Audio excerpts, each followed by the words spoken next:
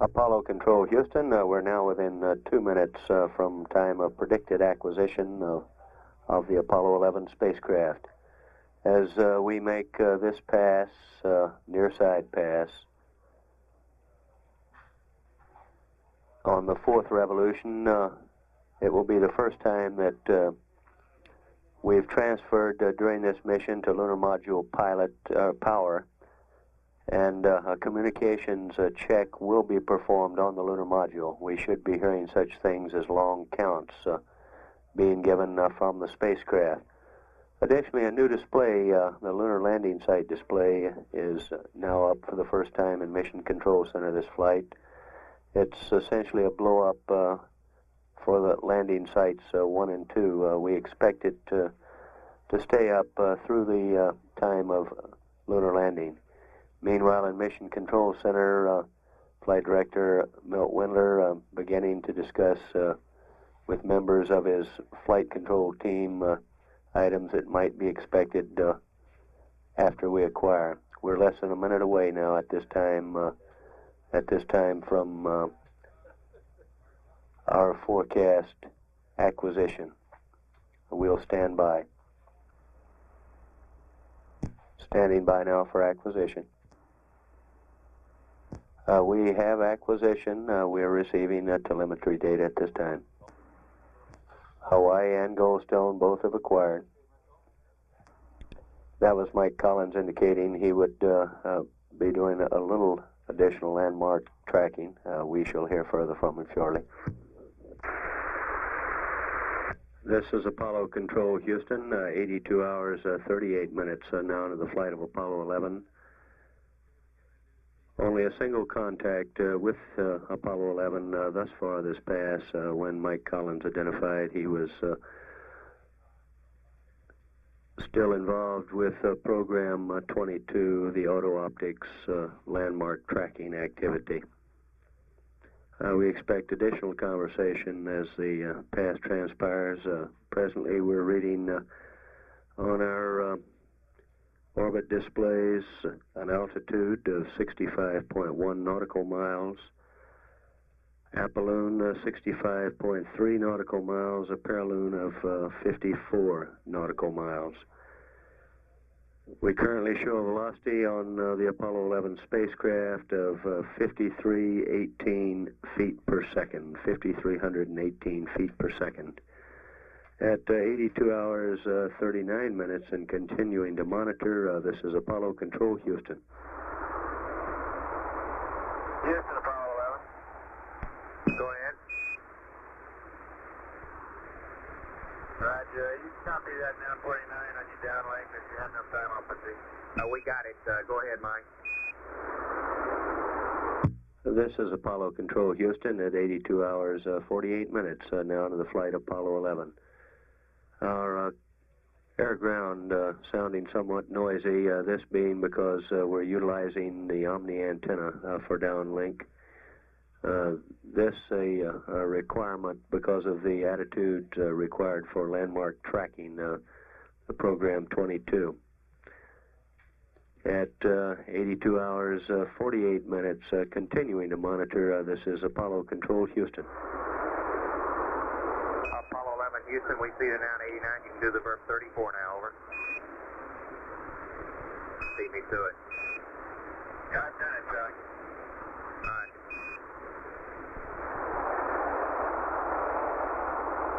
Houston, Apollo 11. Go ahead, 11, over. So all that procedure for P-22 seemed to work very well. The only thing that was a little odd is that there was some damp thruster activity. I had pitch and Excel command and roll and yaw and rate command. And somehow roll and yaw got excited and damp went into a flurry of thruster firing. We've noticed the same thing in the CMS and just written it off as a CMS peculiarity. Roger, we saw that activity, Mike. We'll see if we can track it down, let you know, over. Okay. Apollo 11, Houston, you can proceed to sleep attitude now, over. That didn't work, Houston. Okay. Houston, we're holding inertia a little while to study the approach to the landing zone. Roger. This is Apollo Control Houston at 82 hours 55 minutes. Our current spacecraft altitude 62.1 nautical miles. Our orbital parameter is essentially the same, 65.3, 53.9.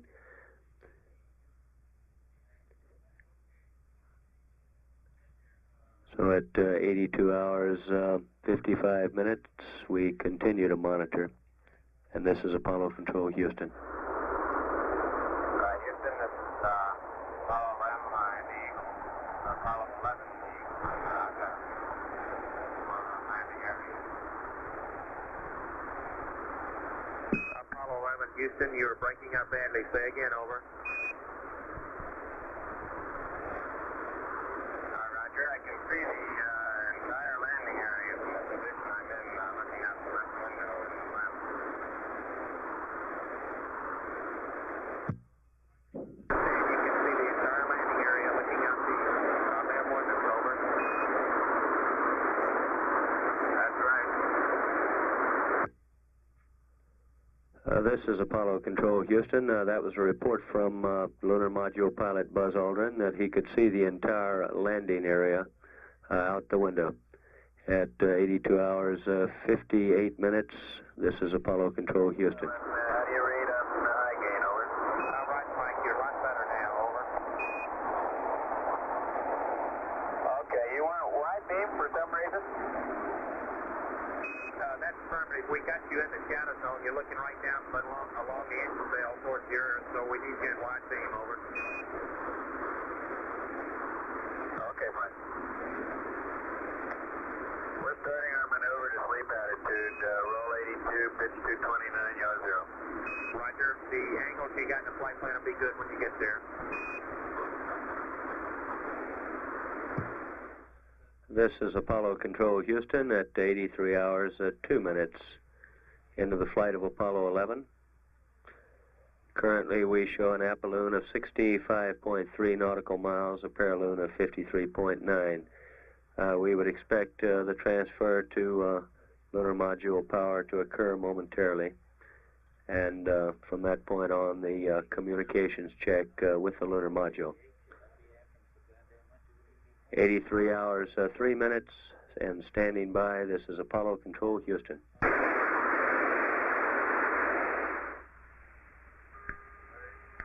Houston 11. Go ahead, 11, over. Okay, we're on page activation 12 and 13. Step 4. Verify descent talkbacks. Gray and their barber pole. Roger, stand by.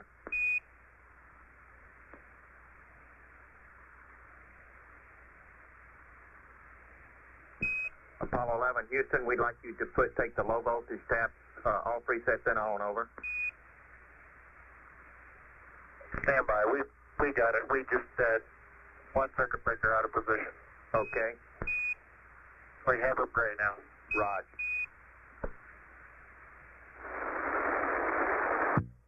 This is Apollo Control Houston, 83 hours 7 minutes now into the flight.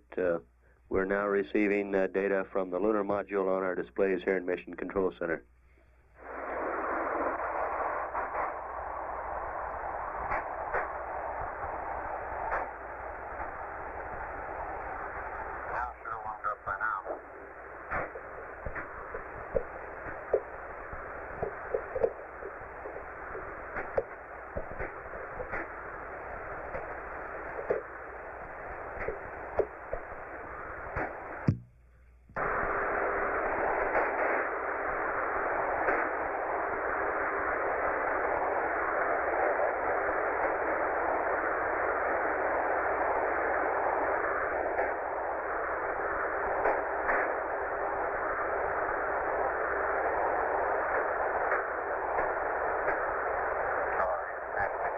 Hey, Mike, you transmitting on V?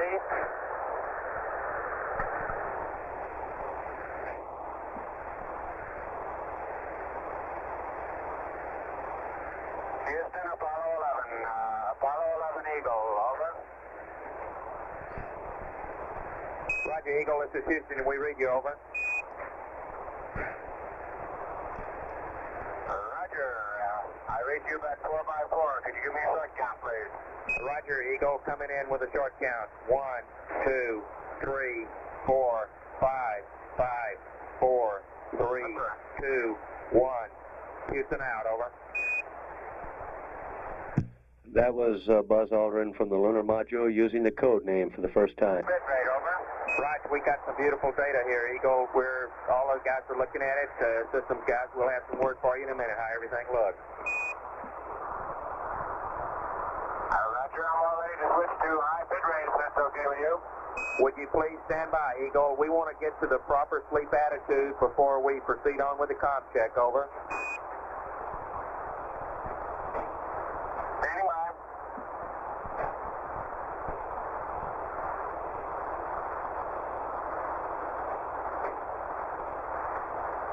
Houston, Eagle, go ahead with the camera checkout. I'm still on low taps, and I assume there's no problem doing that. Over. Stand by. That's affirmative, no problem on that, Eagle. You can go ahead and power up the sequence camera, over.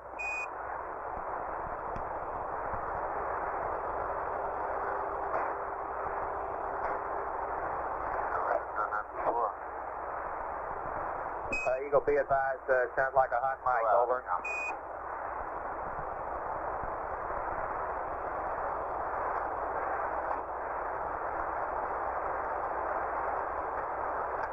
Roger, if you read me now, I am in hot mic because I'm in ICS push to talk and down voice backup, over. Roger, we just wanted to remind you, over. Thank you.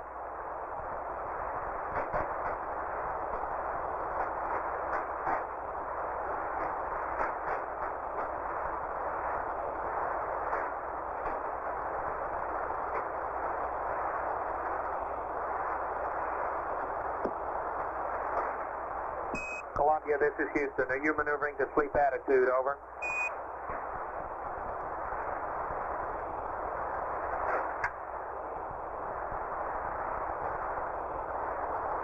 Eagle, this is Houston. We have lost all the voice and data with Columbia. Would you see if he is maneuvering to sleep attitude, over?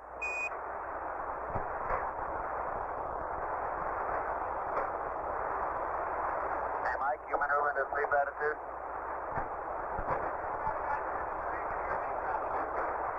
I don't believe they can hear you, Mike. Are you maneuvering now to sleep attitude?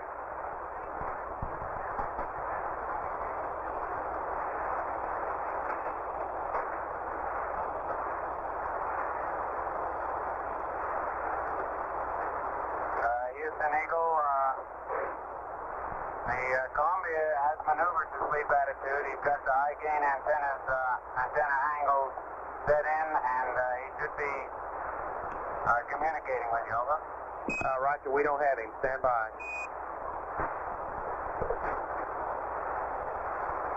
Eagle, Houston, would you please have Columbia hit command reset, over?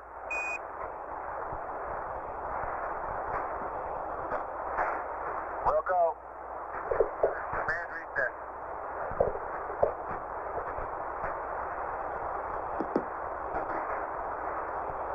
Eagle, Houston, since we're in sleep attitude, I'll give you another long count. If you're reading in this mode, we'd like you to switch to high bit rate, over.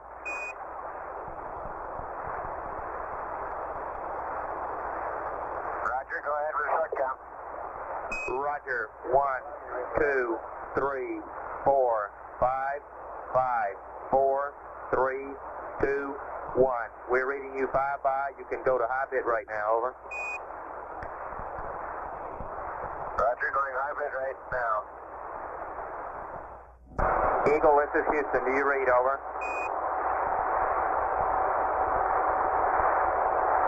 Houston, this is Eagle. Roger, read you loud and clear. How me, over?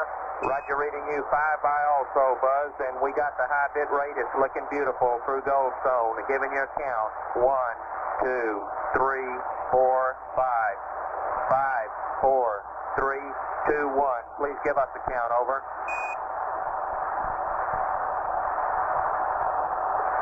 Houston, Eagle with a count. 1, 2, 3, 4, 5. 5, 4, 3, 2, 1. Over. Roger, stand by. Read you 5 by. Over.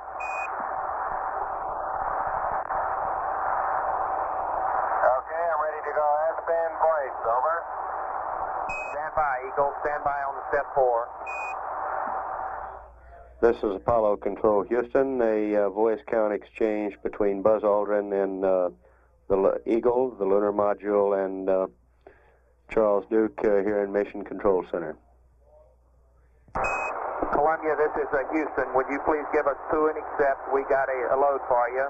Break. Eagle, we are ready to go to step 4. Please select S-band voice. The voice, over.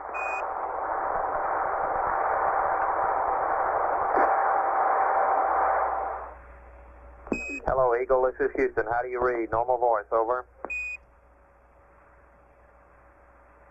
Eagle, Houston, this is Eagle. Read you loud and clear on S-band normal voice. Tell me, over. Roger, you're beautiful. This mode, Buzz, so we're reading you 5 by. Coming with a short count, and we'd like 1 back from you. 1, 2, 3, 4, 5, 5, 4, 3, 2, 1. Houston out.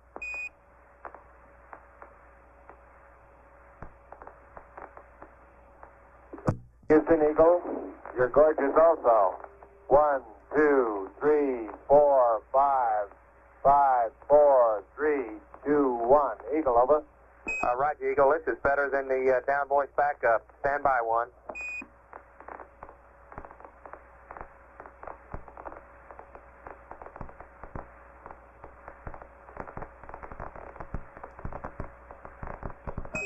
Eagle, Houston, everybody's happy as a clam with this mode. We'd like to stay here for a little bit. The telemetry looks great and the voice is great. Over.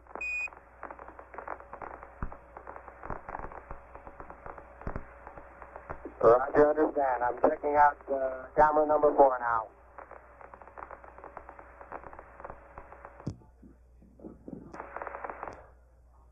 This is Apollo Control Houston. Our communications checkout with the Eagle apparently going very well at this time. Again, what you're checking out, over.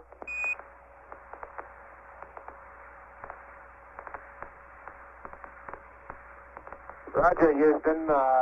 Eagle has checked out both 70 millimeter cameras and both 16 millimeter cameras, and all work fine. Over. Sounds great. Stand by.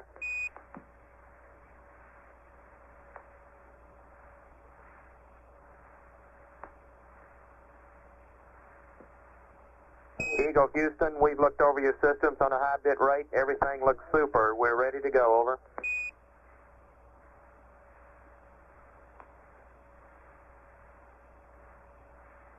Roger, stand by. You want to go back to low bit right now?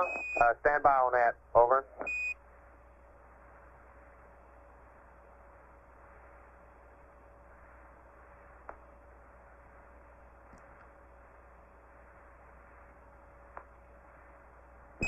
Eagle, Houston, we look good through the 210 on this mode. We're going to shift data select to an 85-foot dish to see what we got, and then we'll be back through to you on the 210. If you'll stand by a couple of minutes in this mode, we'll be back with you. Over. Roger, Eagle, standing by.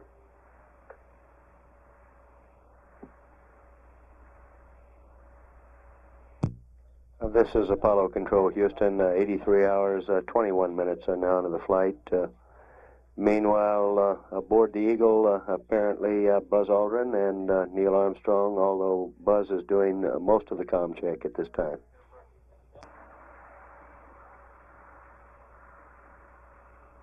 Eagle, Houston, how do you read? Over. Houston, Eagle, read you loud and clear. Over. Roger, we're reading you 5 by. We got the voice good through the 85. The telemetry is in and out through the 85. Stand by. We'll be back through you with you through the 210. Over.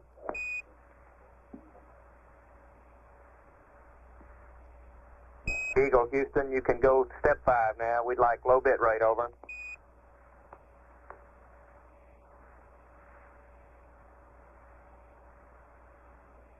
Houston, Eagle, you have low bit rate. Roger, copy, Eagle. Yeah. Eagle, Houston, could you give me a short count, this mode, over? Houston, this is Eagle with a short count. 1, 2, 3, 4, 5, 5, 4, 3, 2, 1. Eagle, over. Roger, Eagle, you're 5 by. This S-band voice is really beautiful, over.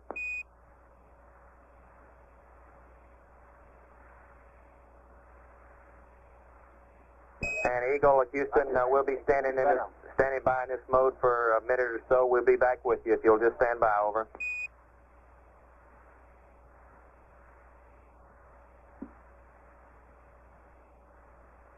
Roger. Eagle, this is Houston, coming through the 210. How do you read, over?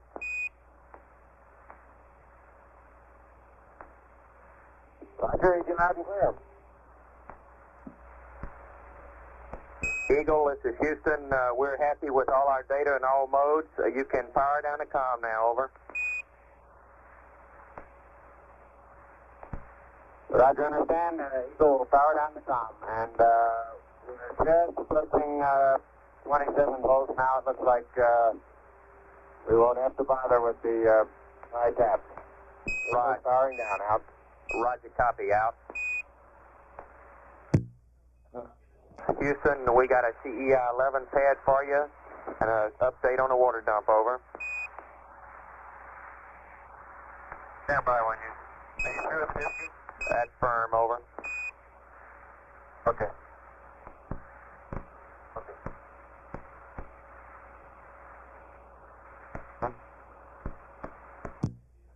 This is Apollo Control, Houston, 83 hours, 27 minutes now into the flight, Apollo 11. That last exchange between Charlie Duke, our capsule communicator, and Buzz Aldrin aboard the Eagle, identifying that we're very well satisfied with the communications check on the lunar module, and we'll proceed with powering down the spacecraft.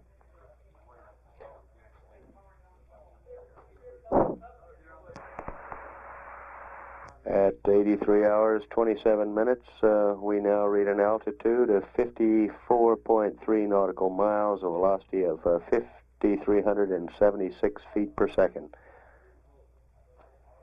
And this is Apollo Control, Houston. Houston, Columbia, ready to copy TEI-11, over. Roger. Columbia, here we come with the TEI-11. SPS GNN 37200 minus 060 plus 047 down 33 098 05 2422 plus 41448 plus 03719 minus 02422. Roll is NA. Pitch 020. Rest of the pad is NA. Set stars are NA. The ullage is 2 quads, correction, 2 jets for 16 seconds. Use Bravo and Delta. In a comment, the undocked present CSM, correction, this is for TEI-11, is undocked present onboard weight of the CSM is 37200 pounds, about 50 alpha in your DAP, over.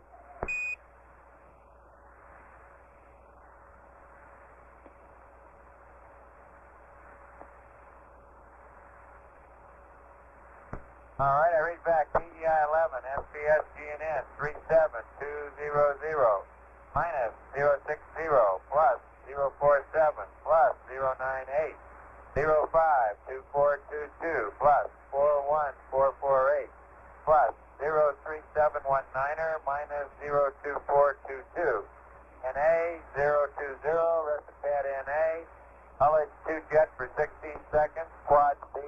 undocked. Present CSM weight is okay in the down. Roger, 11. And we'd like you to do a wastewater dump at 84 hours down to 25%. Over.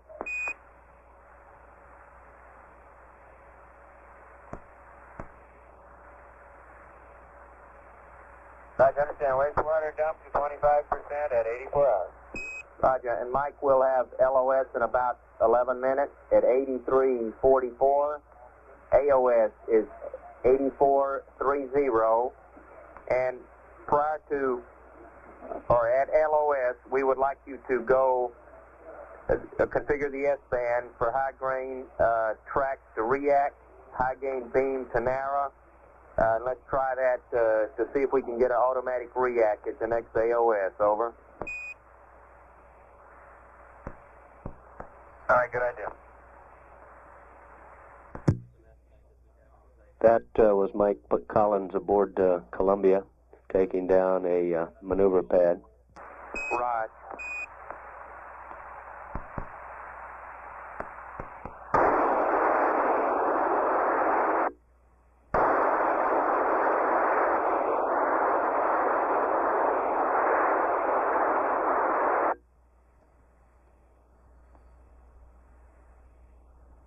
Apollo 11, Houston, also that water that you got on the aft bulkhead, if it's not too much, we just recommend sopping it up and then throwing the sponges away in the waste storage area. If it's too much, then we recommend using the procedure in the checklist on page F10-14. Over.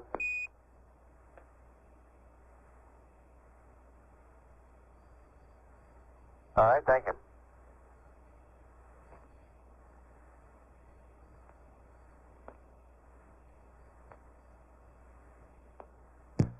This is Apollo Control Houston, 83 hours, 34 minutes now into the flight, Apollo 11.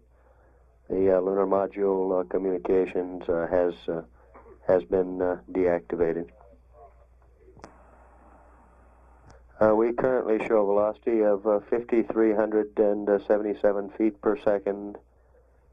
Our orbital parameters now read 65.1 nautical miles apoloon, 54.2 nautical miles paraloon.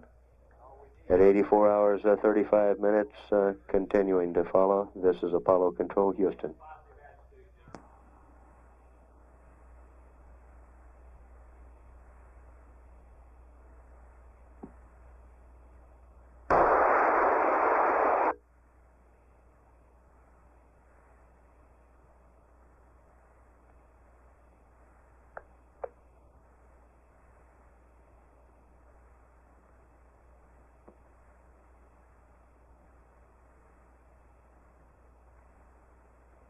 Apollo 11, Houston, would you have Buzz make sure he gives us the ops pressure readings before you close up? Over.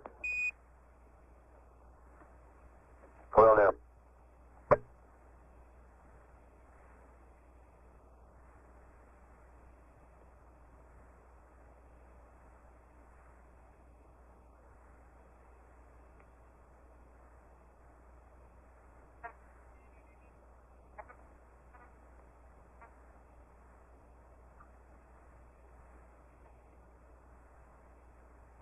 Houston 11, the OPS has read 5750, both bottles.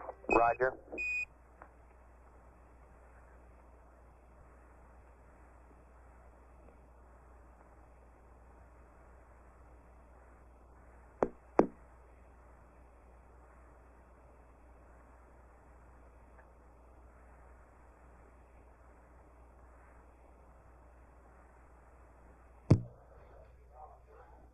This is Apollo Control Houston, 83 hours, 38 minutes. Apollo 11 now on CSM power.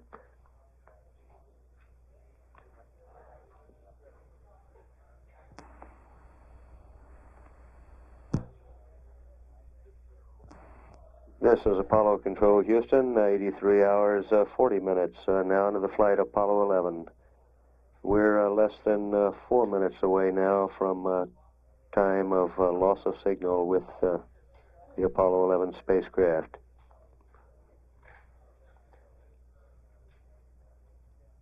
Present time, our velocity reading 5,300 and 75 feet per second. Our total weight in orbit at this time reading 70,502 pounds. Our orbital parameters, apoloon 65.1 nautical miles, paraloon 54.2 nautical miles. This is Apollo Control, Houston.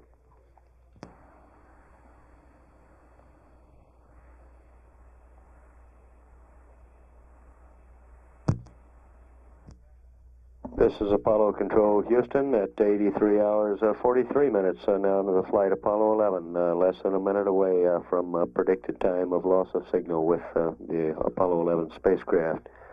We expect the next time we acquire Apollo 11, its crew, Neil Armstrong, Mike Collins, Buzz Aldrin, will have begun their rest period. And at 83 hours 43 minutes, this is Apollo Control, Houston.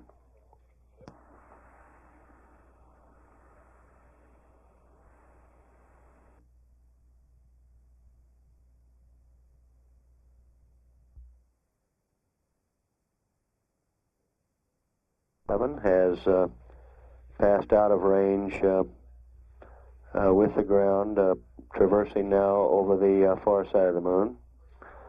During this pass, we had an extremely successful communications checkout with the lunar module, using its code name for the first time, its code name the Eagle. Buzz Aldrin performed the counting tasks in concert with Charlie Duke, the capsule communicator here on the ground, and at times Buzz's voice we noted considerable enthusiasm for the way things are going.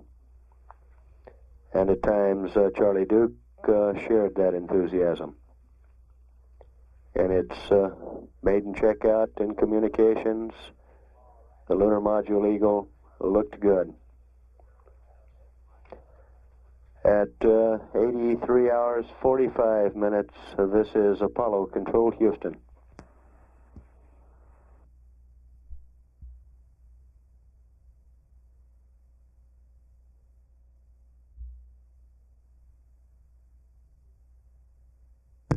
This is Apollo Control, Houston, at 84 hours and 28 minutes, now into the flight Apollo 11.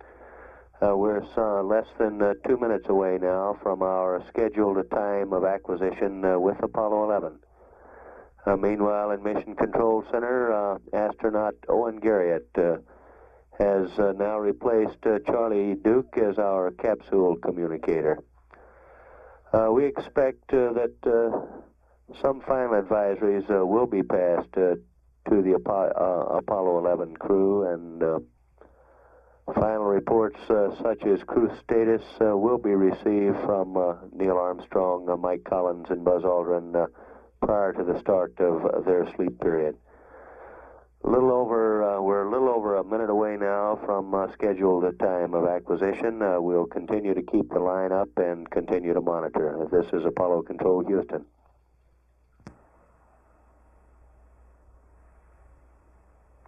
Mark 30 seconds now from time of scheduled acquisition.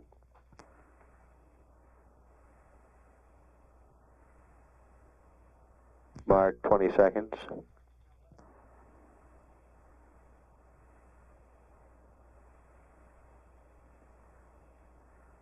10 seconds.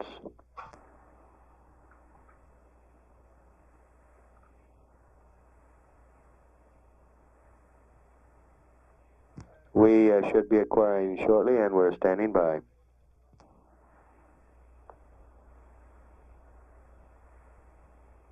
We have data.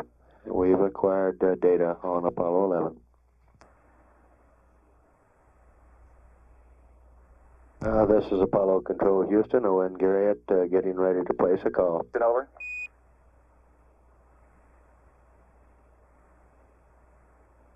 Apollo 11. 11 Houston, Roger, reading you fine, and it looks like the automatic react went very well as soon as you came around the limb. We have several small items to discuss with you here just before you go to sleep. Over.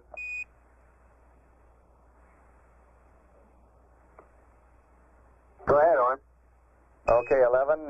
First of all, on our LEM systems checks, everything went fine. Would like to remind you, though, tomorrow you may see an ascent pressure light when you activate the MC&W. There should be no problem there, however. You did note that the ox tank pressure was only reading 111 psi, which is normal at this point. But below the level which will trigger your light due to the helium which has been dissolved into the propellant. Over.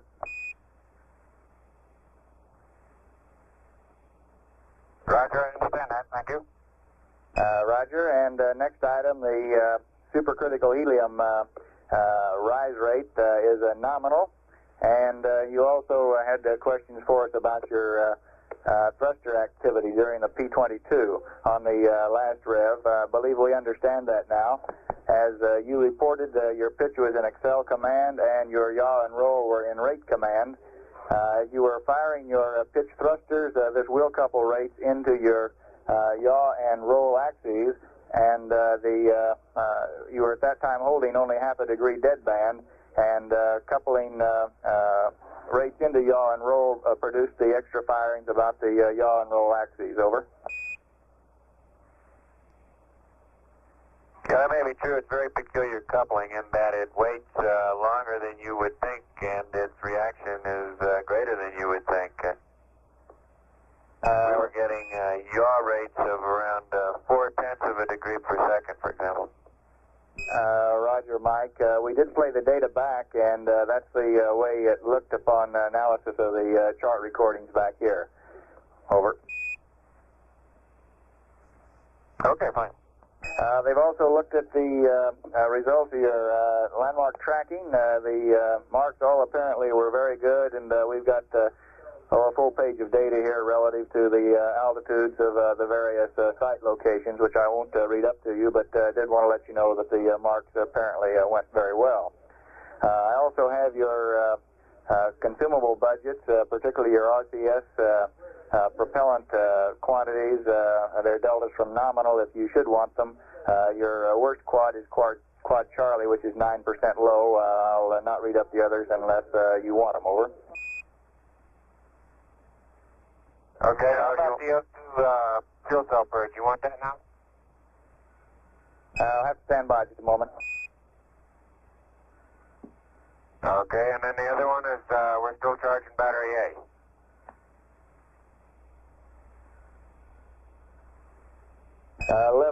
Houston, we would like to delay the fuel cell purge until the backside of the moon, and you go ahead and should terminate your battery charge at this time. Over.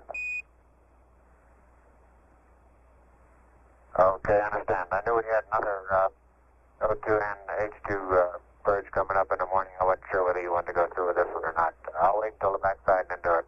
That's fine, Buzz. Terminate battery charging now. That's right, and one other systems item here. In order to balance your cryo tanks, would you get your O2 tank 1 and your H2 tank 2 heaters off? Over.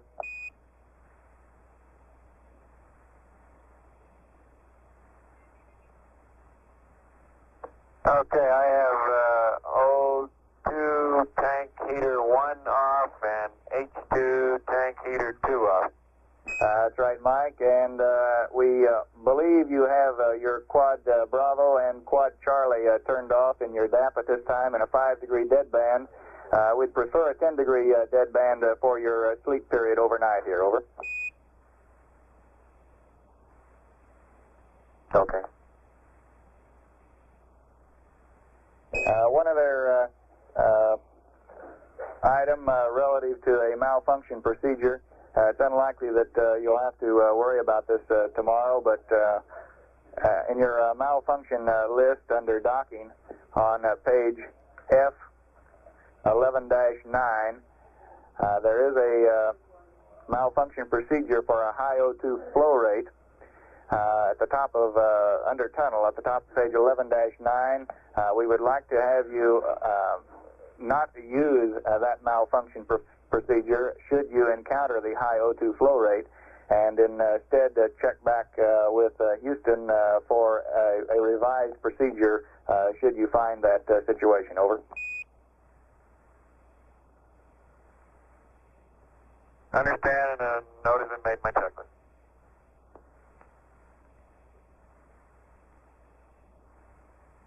11 Houston, roger. That just about takes care of all the items we have here on the ground before time to hit the FAC. And I guess you will have a pre-sleep check for us before you go to bed.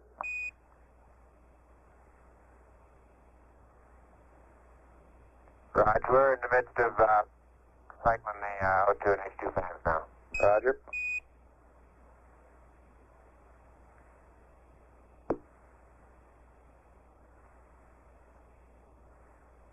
And the radiation is as follows. CDR 11012, CMP 10013, LMP 09015. Negative medication, over. Roger, copy 11.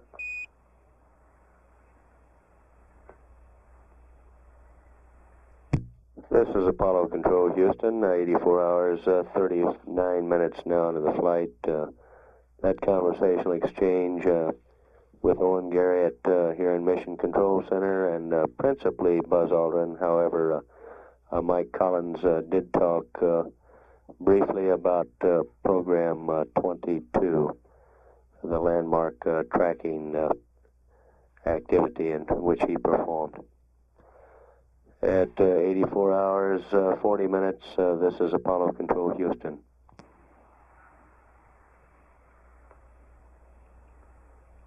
Houston, Apollo 11. 11, Houston, go ahead. All right, we're thinking about taking the monocular with us on into the LEM. We think it might prove to be of some use, over. Roger, Buzz. It sounds like a good idea for some of your surveying work there inside the cockpit, over. Okay, you want to run that by whoever might be concerned? I sure will.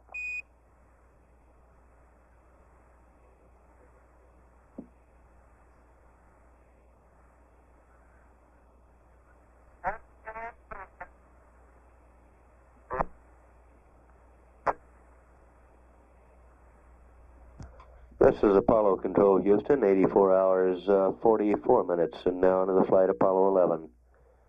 Our current spacecraft altitude now 64.3 nautical miles with an apoloon of 65.2 nautical miles, paraloon 54.4 nautical miles. We show an orbital period of 1 hour, 58 minutes, 40 seconds on our displays. Current weight of the spacecraft in orbit, 70,502 pounds. At 84 hours, 44 minutes, continuing to monitor. This is Apollo Control, Houston.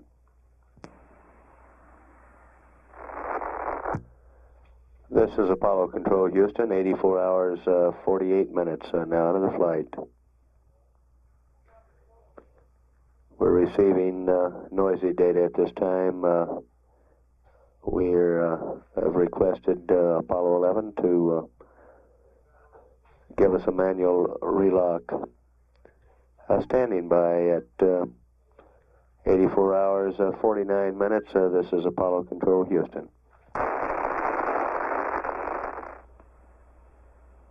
Houston, Apollo 11, how do you read now? 11, Houston, loud and clear this time. How many? Loud and clear.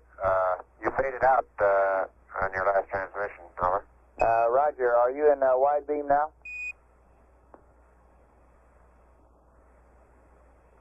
Negative, I got you locked back on again, reacting now. Roger, that's what we want. We want to stay in narrow, and we're a little puzzled about why we lost you here a few minutes ago. Do you have any ideas?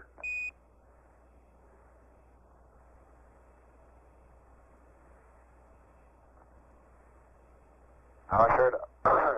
We're showing about 15 degrees plus pitch and about 270. That ought to be good and clear. We concur there. We still don't have any good ideas on why we were lost.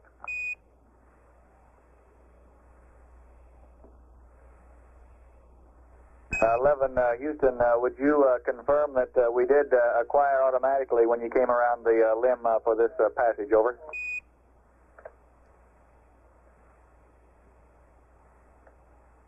That's confirmed. Thank you.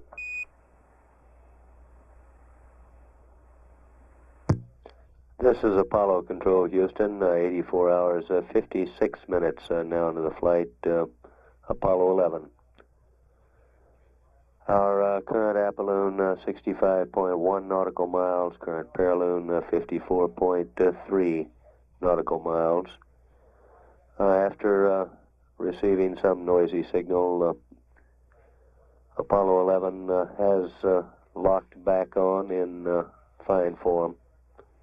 That was Buzz Aldrin speaking with Owen Garrett here in the Mission Control Center. I expect we will take a second look at why we had to lock on manually. As we receive any updates on this, we'll pass them along. We now read 84 hours, 57 minutes. And this is Apollo Control, Houston.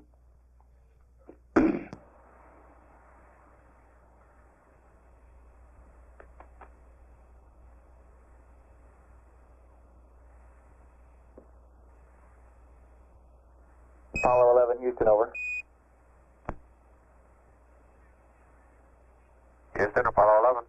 11 Houston, on your auto RCS select switches, we show Quad Bravo disabled, but Quad Charlie only partially disabled. Charlie 3, I believe, is the only one you have selected off. Is that correct?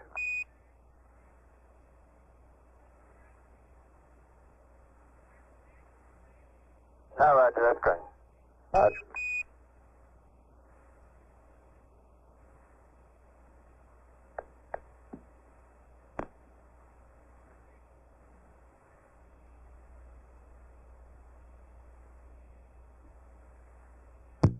This is Apollo Control, Houston, 85 hours, 5 minutes. Now into the flight, Apollo 11. We confirm from the ground following that conversational exchange.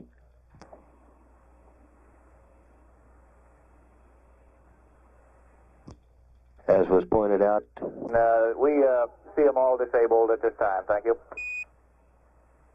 as was pointed out,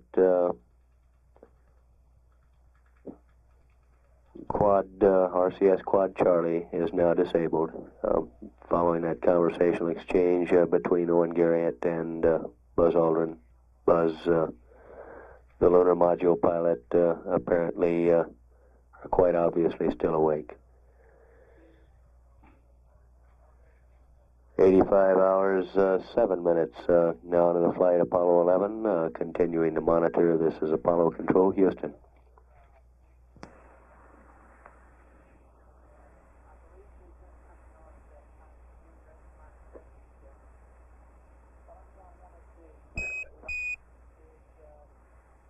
Apollo 11 Houston, over.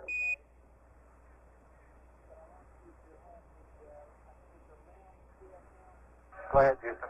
11 Houston, we're going to try to check out this ability to automatically reacquire on the S-band, and what we want to do is to secure our uplink carrier for about 30 seconds. Then we will turn it back on and see if the spacecraft equipment will automatically reacquire.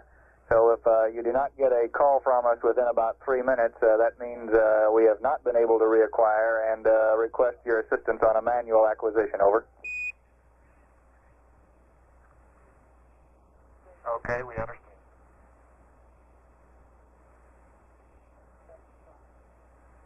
11 Houston, we also appreciate if you will note the angles that the antenna tracks through in its attempt to reacquire, over.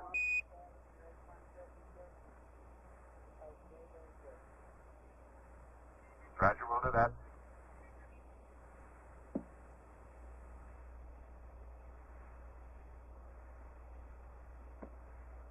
11 Houston, it looks like we're locked back up again with no delay. How does it look on board, over?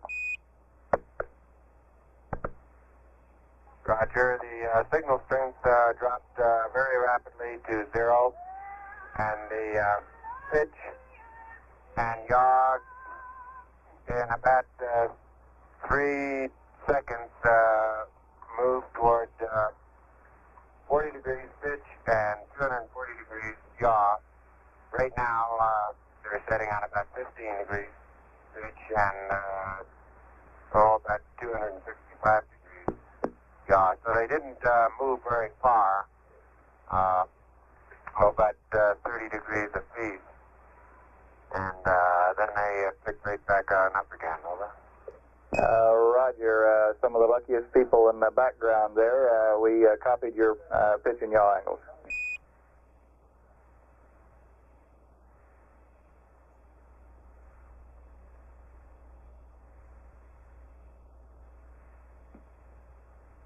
Houston, could you give us the location of your pitch and yaw location of your position indicators? Over.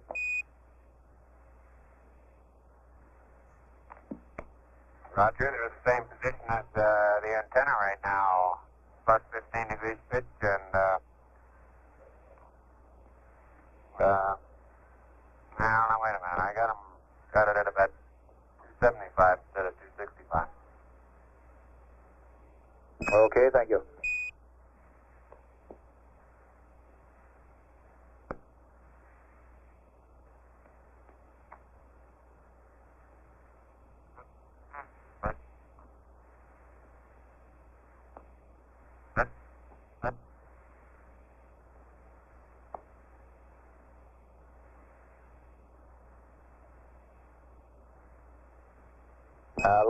Houston, we'd like to try the same procedure once more. We'll leave the carrier off a little longer and be back up for a call within 4 minutes. Over.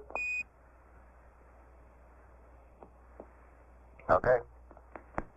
This is Apollo Control, Houston, 85 hours, 17 minutes now into the flight Apollo 11. What you heard in the conversation between Owen Garrett and Buzz Aldrin was following a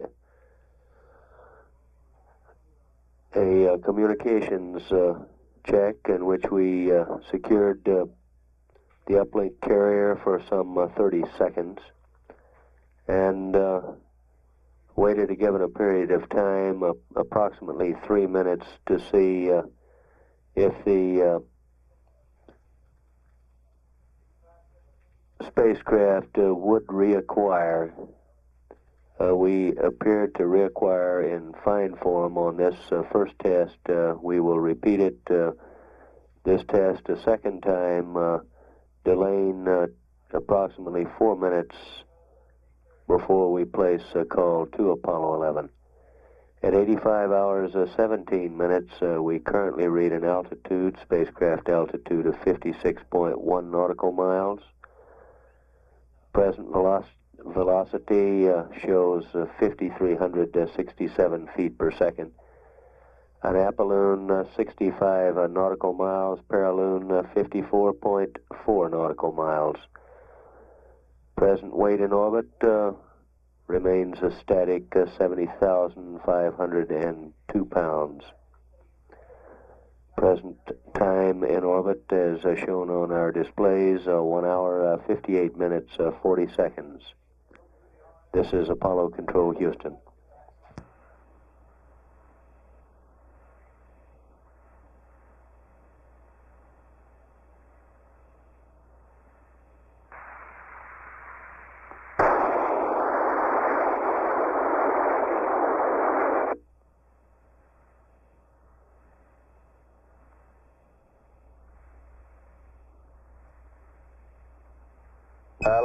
Houston, we're locked back up again.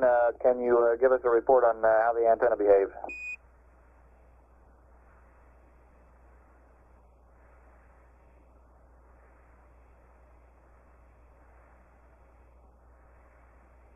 Roger, it was essentially identical with before. The pitch went to 40 to 45, and the yaw went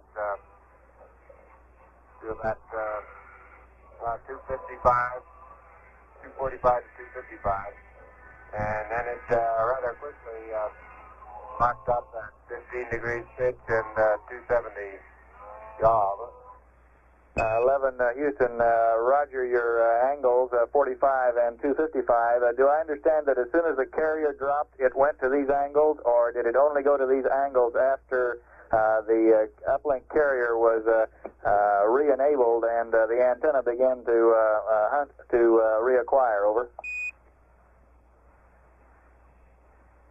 Now, as soon as the carrier dropped off, why, it drifted over to those angles and stayed there. And then when it came back up again, why, it hunted around for a while, but didn't get any further off. Gradually brought it on into the angles where it is right now, and then the signal strength would take several jumps as evidently it goes from wide to medium to narrow. Over. 11 Houston, understand, and on another subject, request you zero your optics for the night. Over.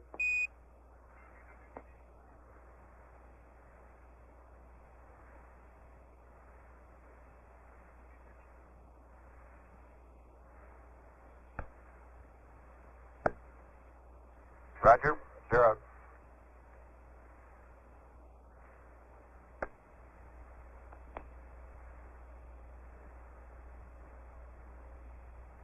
This is Apollo Control, Houston, at 85 hours, 27 minutes now into the flight, Apollo 11. We've run 2 tests thus far with the S-band antenna, which is reacquired nicely on both occasions. We're standing by for further possible conversations with the crew at this time.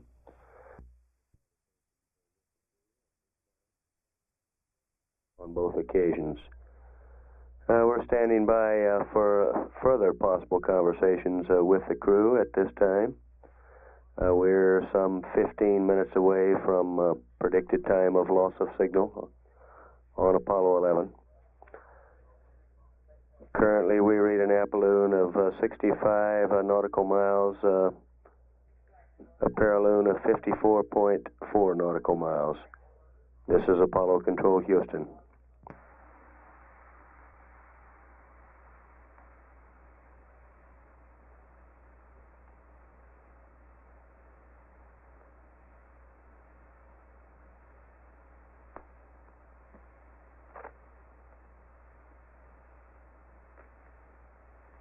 Apollo 11, Houston, can you confirm that you have changed the CO2 filter as per flight plan in the last hour? Over. No, we're still eating. We're about to do it. We'll let you know. Roger, 11, and we've got about 14 minutes to LOS. AOS is 8630. An hour away. We were wondering whether or not you plan to have one man up at that time, or would you all like to be asleep inside the next hour? Over. Somebody will be up. Roger. The thing that we're still puzzling on is the antenna, and as long as there will be somebody up, why we would like to have somebody check the automatic reac on the next AOS. Okay, we'll do that. We haven't chlorinated the water yet, and we haven't changed the lithium hydroxide. We're just still finishing up dinner. Roger, Mike. Thank you. This is Apollo Control, Houston, 85 hours, 29 minutes now into the flight. That was Mike Collins reporting to capsule communicator Owen Garrett that the Apollo 11 crew completing dinner at this time. And earlier, perhaps, as you listened to the air ground, you heard some music in the background, soft music, which would indicate that this was being played in concert with their evening meal. When we reacquire, we expect one of the 3 crew members to still be, at least one to be still awake as we run a further check on our spacecraft antenna.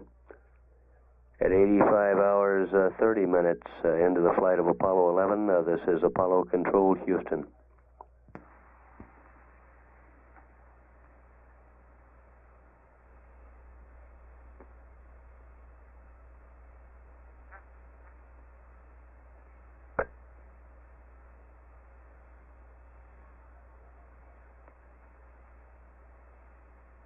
This is Apollo Control, Houston. West coming up in 2 minutes now, and AOS will be at 86 plus 28 plus 15, over. We'll see you on the other side. Roger.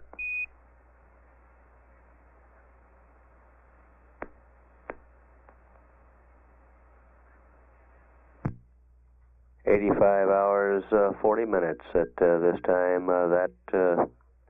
Perhaps the last conversation we'll have with Apollo 11 until we reacquire. We're now 1 minute 20 seconds away from loss of signal. Continuing to stand by. This is Apollo Control, Houston, at 85 hours 41 minutes.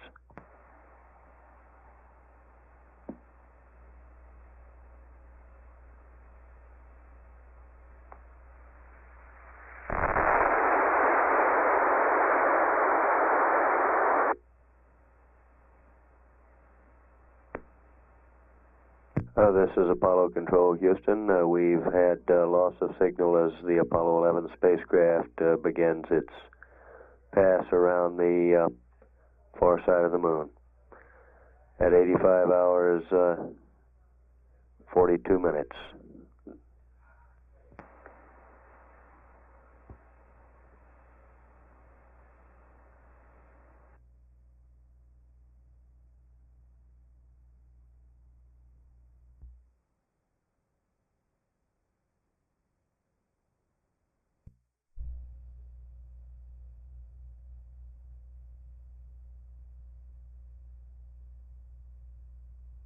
This is Apollo Control, Houston. We're now less than 2 minutes away from acquisition of signal on Apollo 11, and in Mission Control Center, Houston, we're standing by.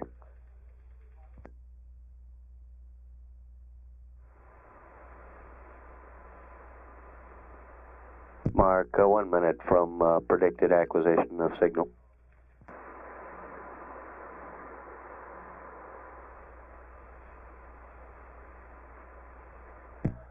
We should be acquiring. We're standing by.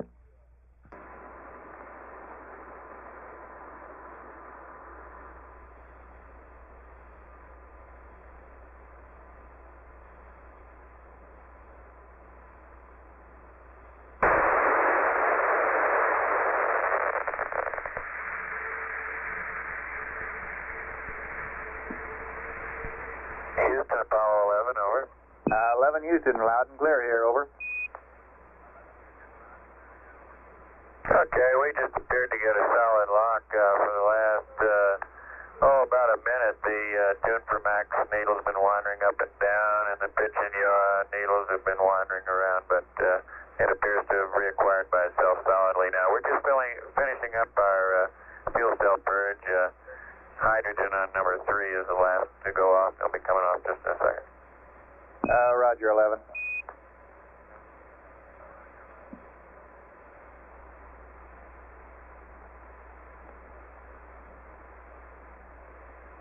Apollo 11, Houston, we believe we've tracked down the reacquisition problem we had on the previous rev. It looks like it was a receiver power supply here on the ground, and no problems in the spacecraft at all, over. Okay, glad to hear. 11, that really winds things up as far as we're concerned on the ground for the evening. We're ready to go to bed, get a little sleep, over. Yeah, we're about to join you. This is Apollo Control, Houston. 86 hours 33 minutes. You heard that last exchange. The Mission Control Center has isolated our earlier loss of lock on with the S-band antenna to a faulty power supply at Goldstone, which in turn introduced noisy data, causing a ground-based receiver to go out of lock. This power supply, a 24-volt one, has already been replaced at Goldstone. In summary, the spacecraft looks good, and the difficulty was caused here on the ground.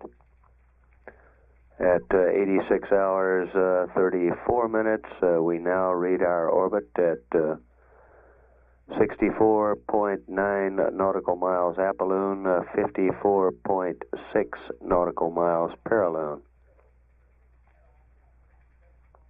This is Apollo Control, Houston.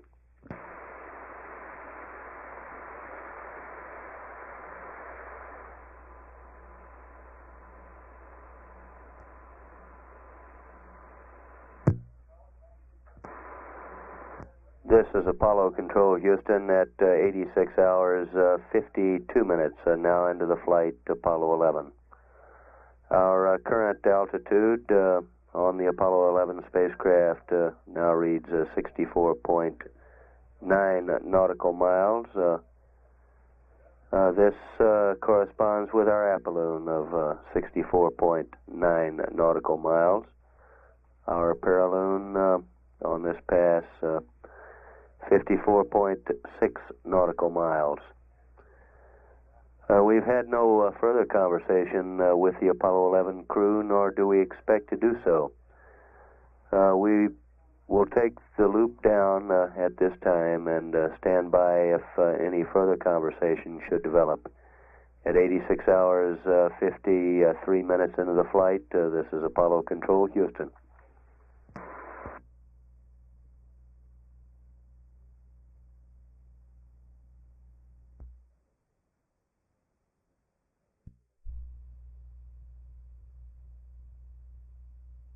This is Apollo Control, Houston, at 87 hours 31 minutes, now into the flight, Apollo 11.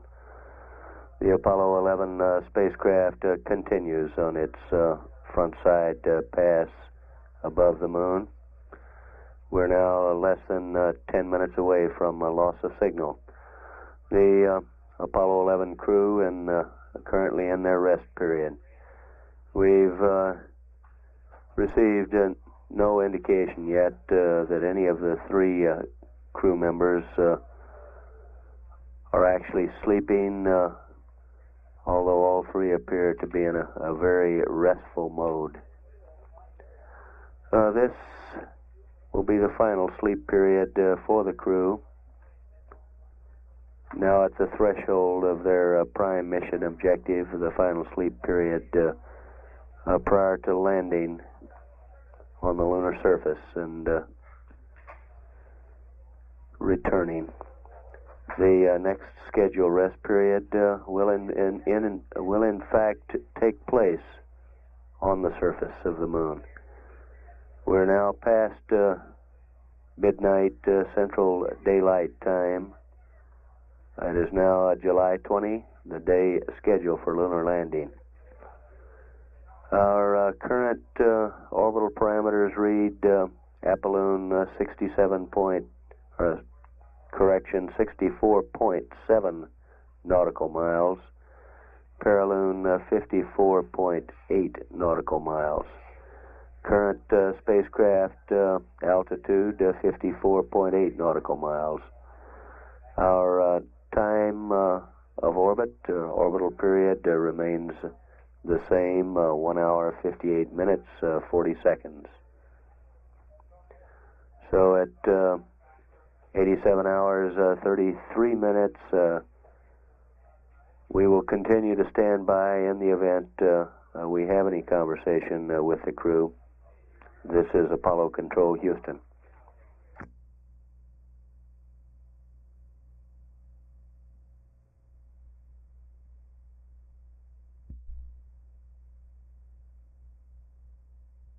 This is Apollo Control, Houston, at 87 hours 40 minutes, now into the flight, Apollo 11. Apollo 11 now less than a minute away from loss of signal as it is due to pass over the far side of the moon and out of range with the Mission Control Center as well as the rest of the world. We've had no further conversations with the crew. All spacecraft systems appear in fine shape. We're now less than 30 seconds away from our time of loss of signal and standing by.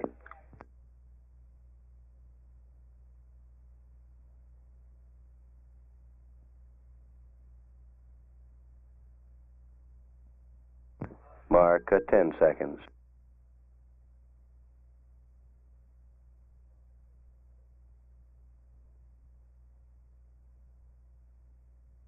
We've had loss of signal as Apollo 11 passes over the backside of the moon.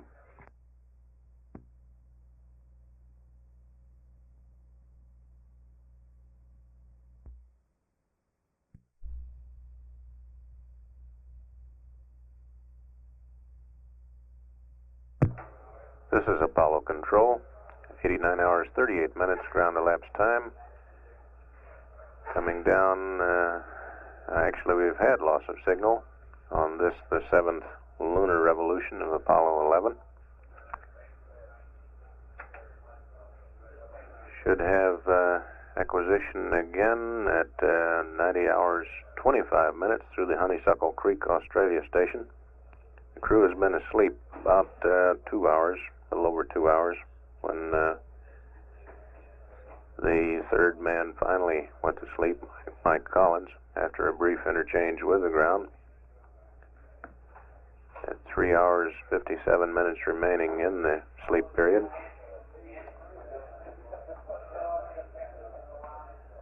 Cabin pressure now holding at 4.7 pounds per square inch at a temperature of 69 degrees Fahrenheit. Crew heart rates are running in the 40s. Apollo 11 presently in a lunar orbit with a pericynthion of 55 nautical miles, apocynthion of 64.4 nautical miles. Velocity in lunar orbit, 5,363 feet per second. Some 44 minutes, 46 seconds until acquisition of signal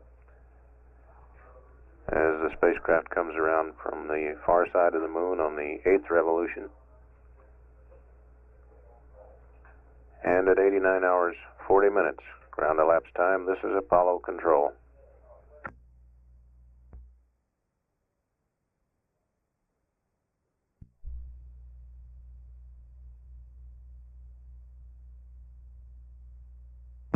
This is Apollo Control, 91 hours, 36 minutes, ground elapsed time.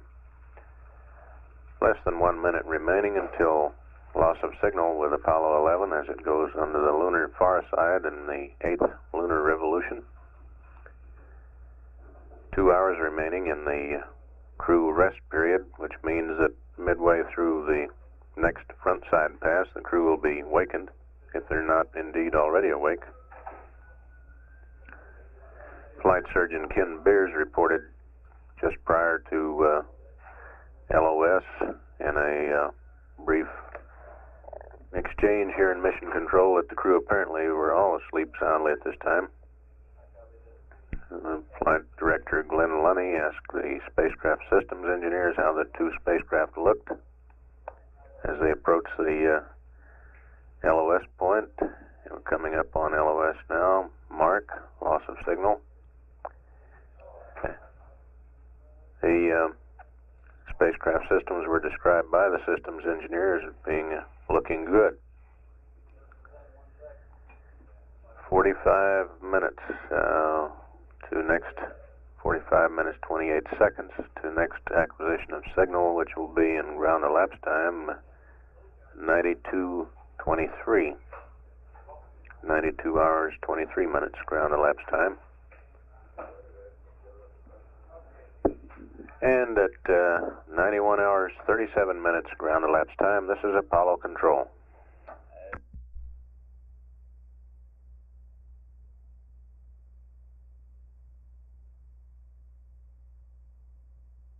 This is Apollo Control, 93 hours 29 minutes ground elapsed time. Some 5 minutes away from loss of signal with Apollo 11 on this revolution. A wakeup call is expected from spacecraft communicator Ron Evans here in Mission Control, just prior to the time the spacecraft goes over the hill on the lunar's far side.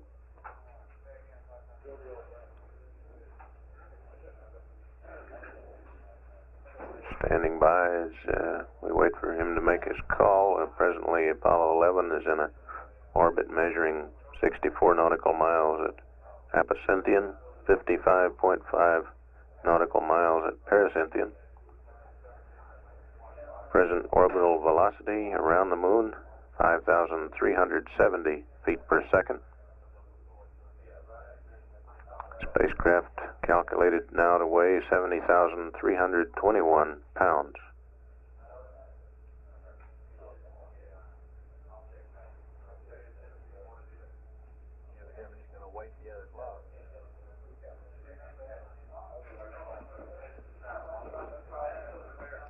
Still standing by for the wake-up call.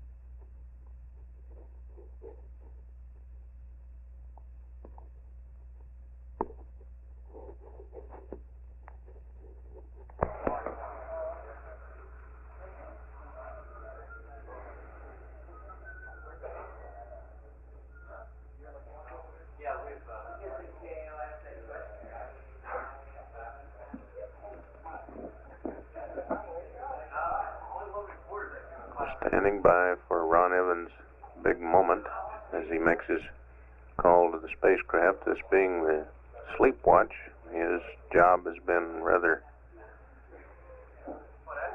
easy, or at least he hasn't had too much conversation with. Here we go.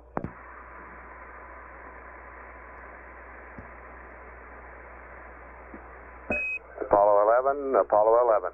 Good morning from the block team.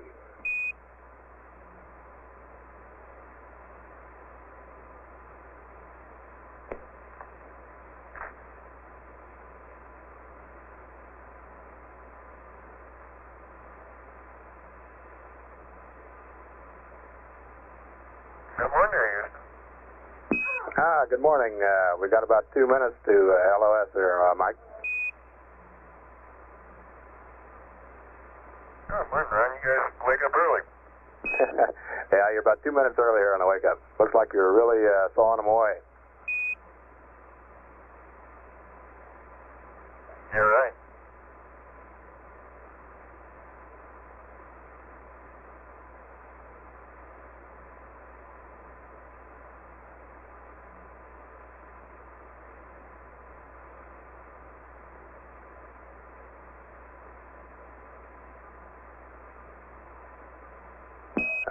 Houston, for planning purposes, you can go ahead and take the monocular into the limb with you. Okay, I'll tell them. How are all the CFM systems looking?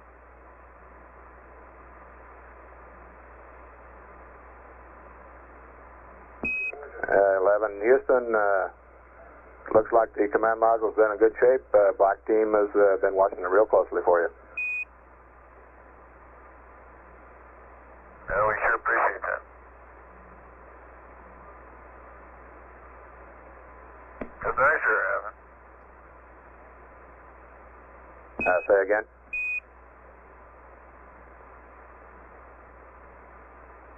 I say because I sure have not. Roger.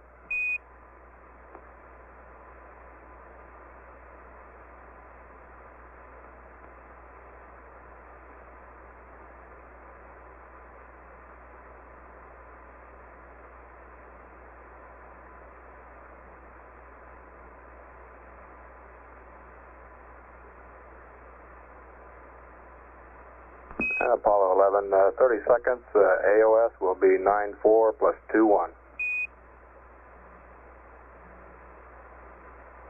9-4-2-1.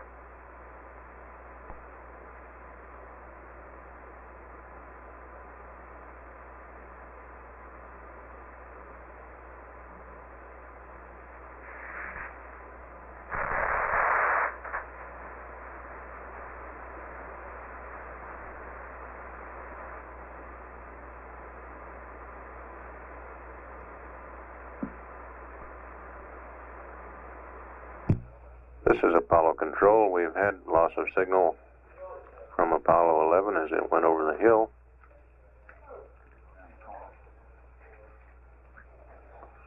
Now tracking through the Madrid station during this series of revolutions. Next acquisition as Apollo 11 comes back around the east limb of the moon on the next revolution will be at 94 hours 21 minutes ground elapsed time, some 43 minutes from now. And at 93 hours 36 minutes ground elapsed time, this is Apollo Control.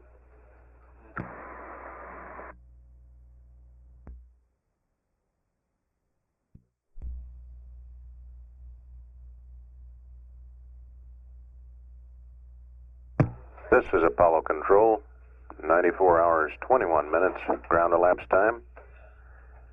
Should have acquisition of signal as Apollo 11 comes around on the front side of the moon on the 10th revolution.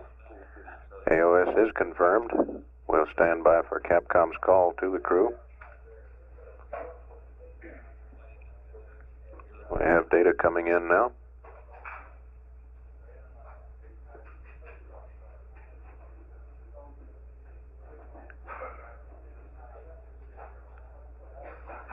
After having breakfast and getting all squared away after the night's rest period, the crew will have a rather busy day today, including the first manned landing on the moon.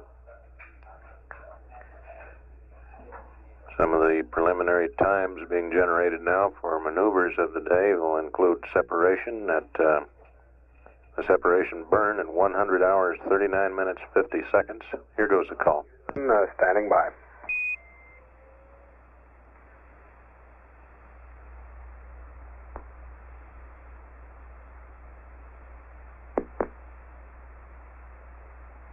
Houston, Apollo 11.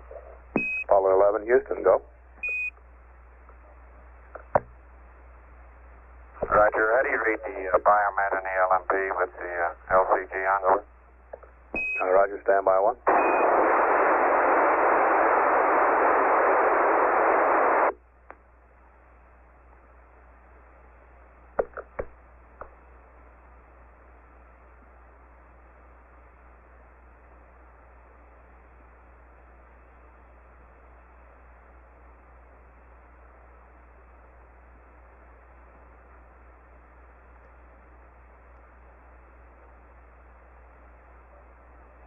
Apollo 11, Houston, we have good data on all three crewmen.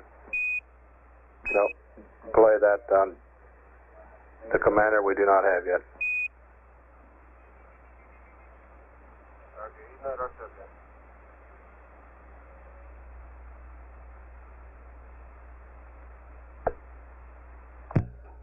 This is Apollo Control following the separation burn at the time of 100 hours 39 minutes 50 seconds. The descent orbit insertion burn is now scheduled at 101 hours 36 minutes 13.5 seconds. Power descent initiation at 102 hours 33 minutes 05.1 seconds.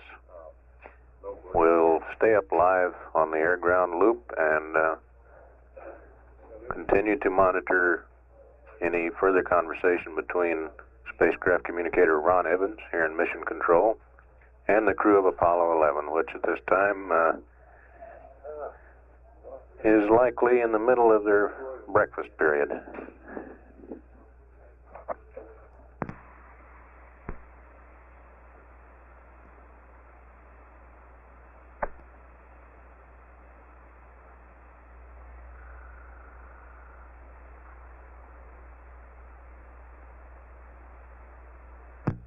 This is Apollo Control, still standing by as the Apollo 11 is about a third of the way through the front side pass on revolution number 10.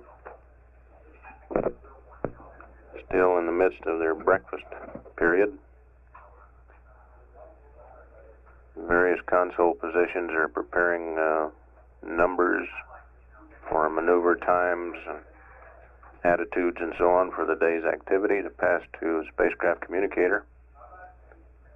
who in turn will pass them up to the crew, probably during this pass. Members of the white team of flight controllers, headed up by Eugene Krantz, are drifting into the control room now to relieve the night watch. The black team, headed by Glenn Lunny.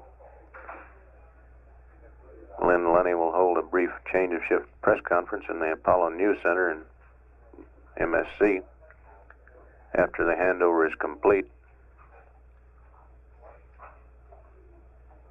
We'll continue to monitor the air-ground circuit for any further transmissions from Apollo 11.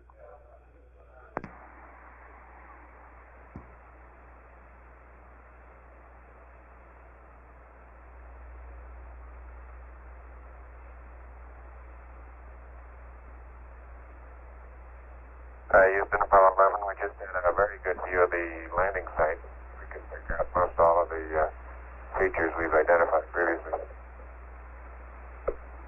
11 Houston, roger, sounds real fine. And 11, I have your maneuver pad and consumables update whenever you want them.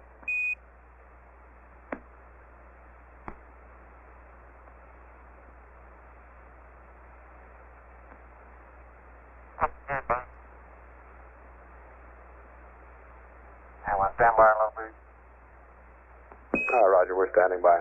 And that's the block data on the maneuver pad, by the way.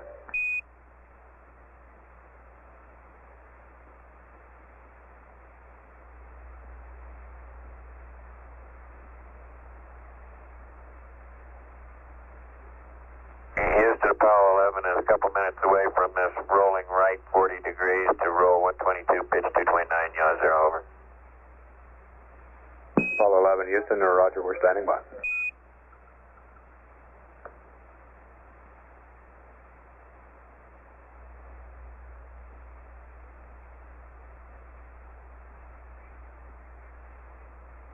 Houston, Apollo 11, ready to copy. Roger, Apollo 11 Houston, here's your block data. TEI 30, over.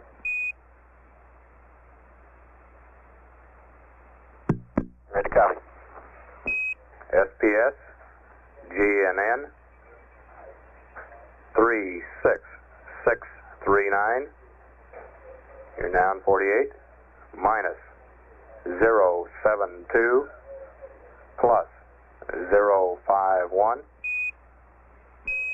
You're now in 33. 135 24 40 00. Now in 81 plus 32178 plus 06036 minus 01304. Your pitch 064. The rest is NA. Knowledge 2 jet 16 seconds, and it's based on LOI rest mat. Over.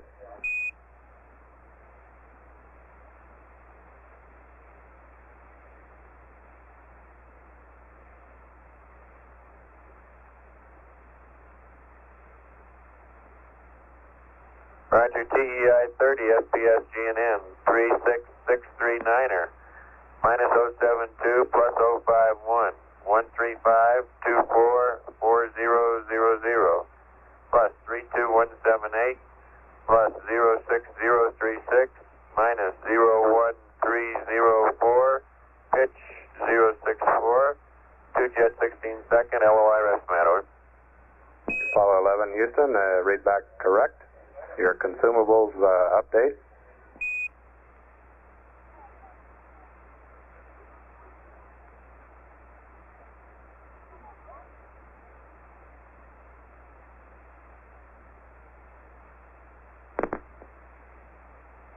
Go ahead.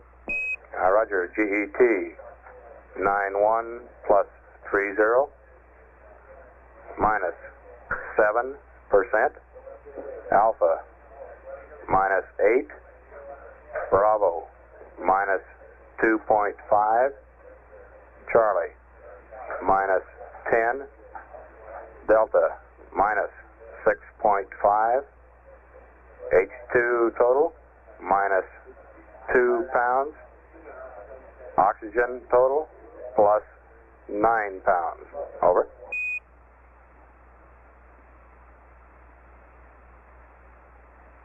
Okay, thank you. And on board we're reading for Quad Alpha 75%, Bravo 78, Charlie 78, and Delta 77%. 11 Houston, we copy.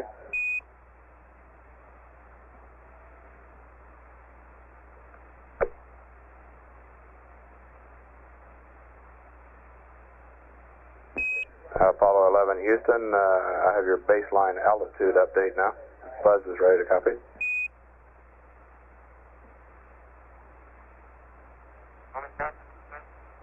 Go ahead. Roger. Alpha 1 is 500, that's 500 feet above the landing site. Over.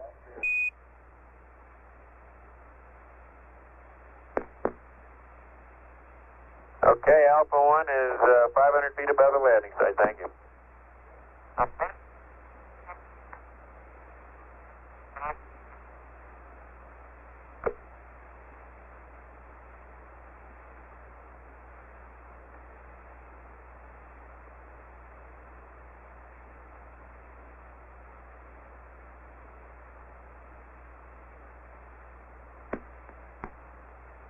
Houston Apollo 11, our crew status report for sleep. CDR 5.5, CMP 6.0, LMP 5.0, over. Apollo 11 Houston, roger, we have that now.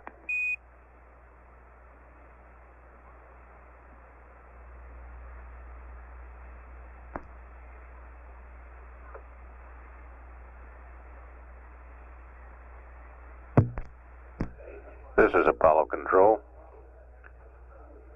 Still up live with the air-ground circuit on the 10th revolution around the moon. Crew reported that the commander had 5.5 hours of sleep during the night. Command module pilot 6 hours, lunar module pilot 5 hours.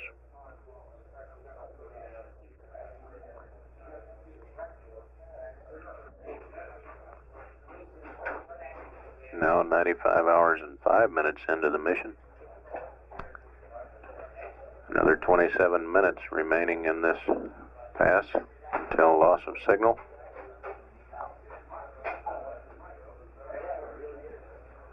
Continuing to monitor air-ground circuit.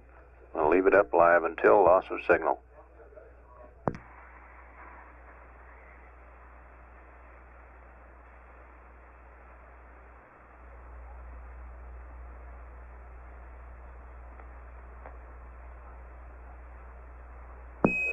Apollo 11 Houston, over.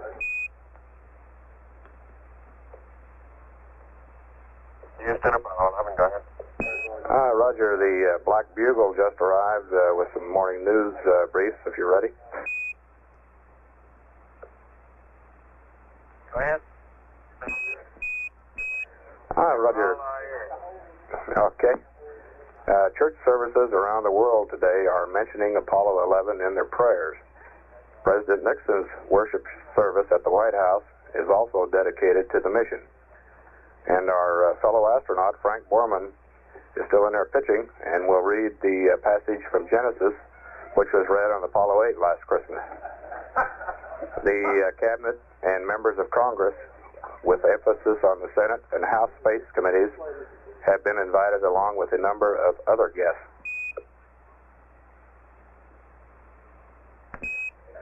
Buzz, your son Andy got a tour of MSC yesterday. Your Uncle Bob Moon accompanied him on the visit, which included the LRL.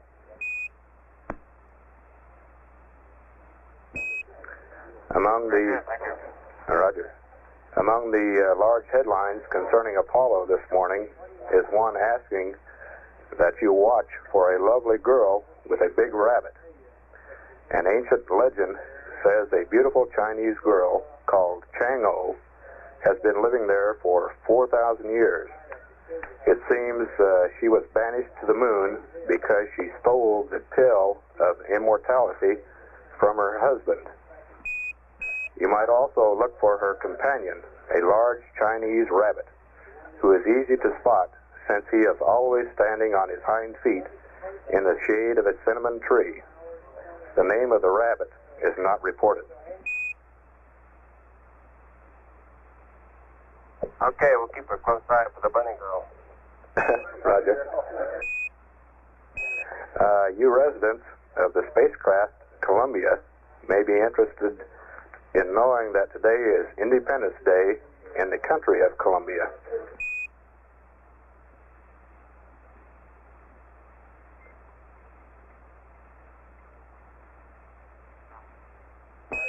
Gloria Diaz of the Philippines was crowned Miss Universe last night. She defeated 60 other girls for the Global Beauty title. Miss Diaz is 18 with black hair and eyes and measures 34 1/2, 23, 34 1/2.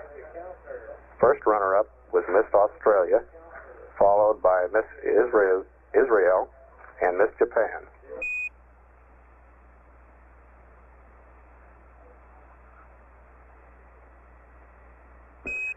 While you're on your way back Tuesday night, the American and National League All-Stars will be playing ball in Washington.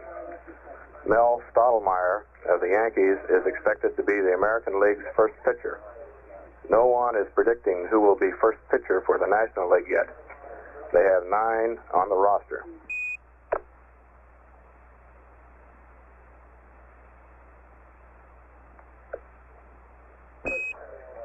Even though research has certainly paid off in the space program, research doesn't always pay off, it seems.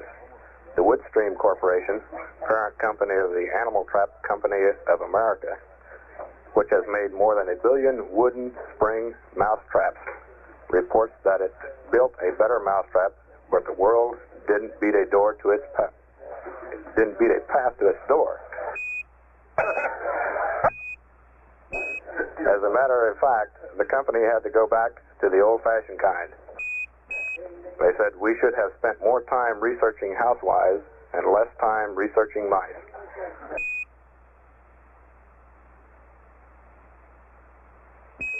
And the Black Bugle is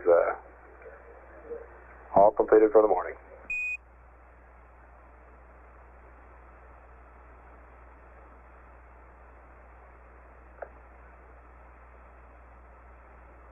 Thank you very much. We appreciate the news.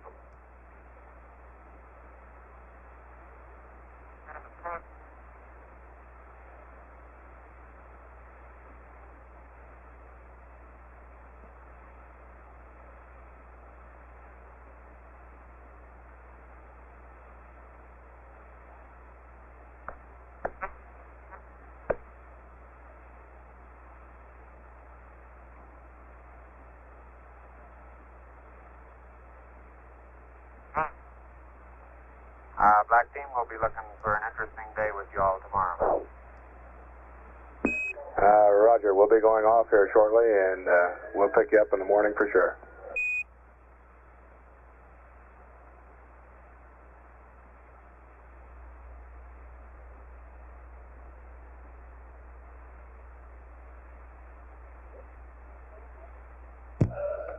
This is Apollo Control.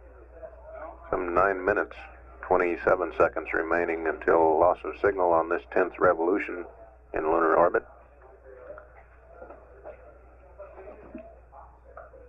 Crew preparing now that they've finished breakfast and gotten a lot of their other items out of the way, such as their crew checklist, sleep status, and so on.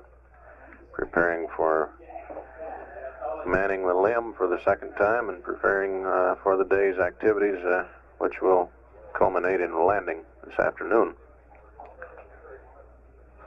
The Apollo 11 is presently in an orbit with a pericynthion of 55.7 nautical miles, apocynthion 63.8 nautical miles.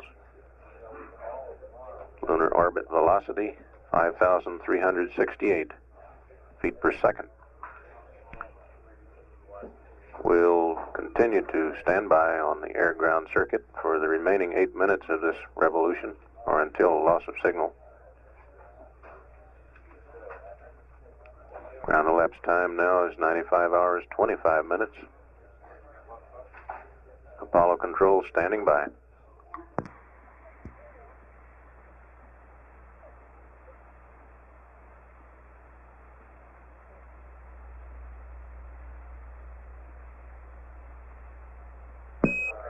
Apollo 11, Houston, 3 minutes to LOS, AOS at 96 plus 20.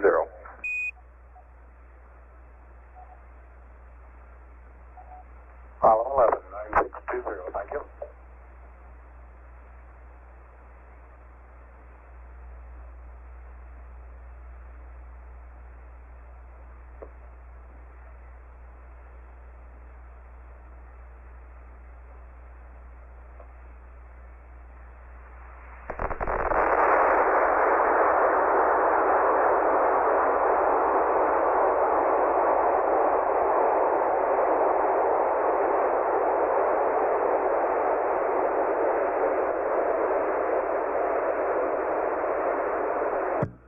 This is Apollo Control. We have apparently had loss of signal from the spacecraft. Here in Mission Control, we're in the process of changing shifts. Flight Director Gene Kranz and the white team of flight controllers coming on to replace Flight Director Glenn Lunny. The capsule communicator on this shift will be astronaut Charlie Duke. We'll reacquire the spacecraft again in a little over 45 minutes. Coming up on the 11th revolution of the moon. At 95 hours, 34 minutes, this is Apollo Control.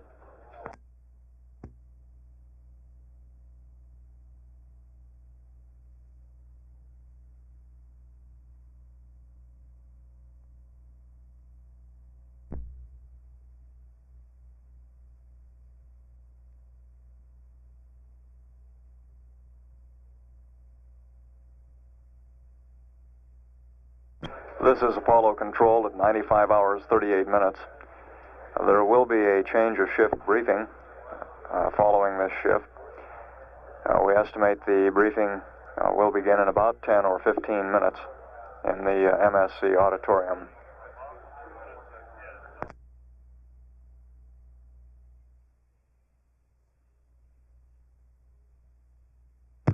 This is Apollo Control at 96 hours, 19 minutes. We are now less than 1 minute to reacquiring the spacecraft on the 11th revolution of the moon. Flight Director Gene Kranz, since taking over the shift, has gone around the room, reviewed the situation with all of his flight controllers. We expect that when we reacquire, Buzz Aldrin will be in the LEM, beginning the LEM power-up and checkout. He'll be joined in a short while by Neil Armstrong. We'll stand by now for acquisition of signal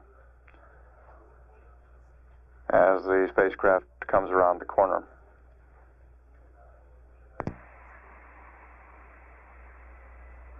Network says we have acquired signal. We'll stand by for the call to the crew. Columbia, this is Houston. Do you read, over?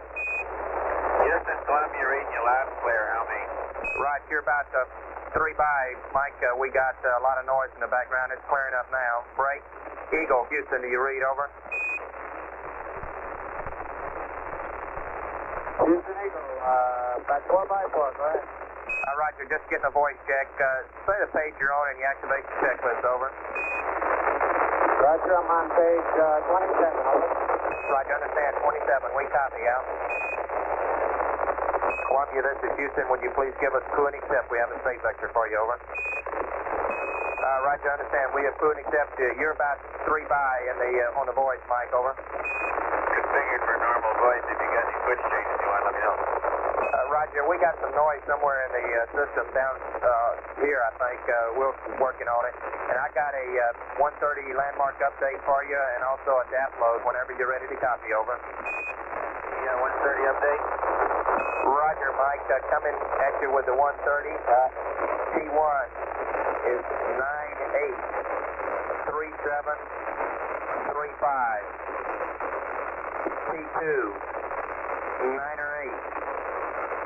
4244. 4 miles north. Over.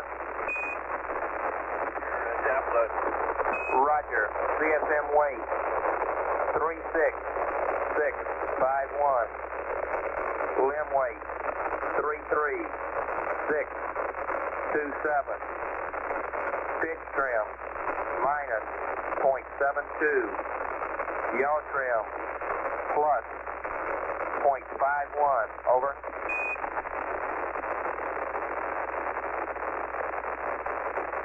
36651, 33627, minus 0.72 plus 0.51, over. Both a good readback, out.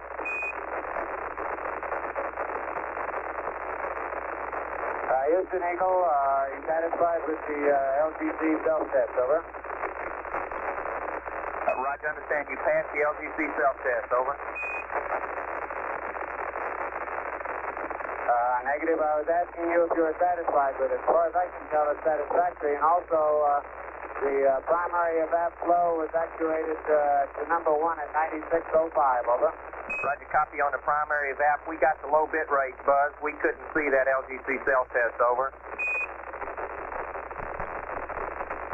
Okay.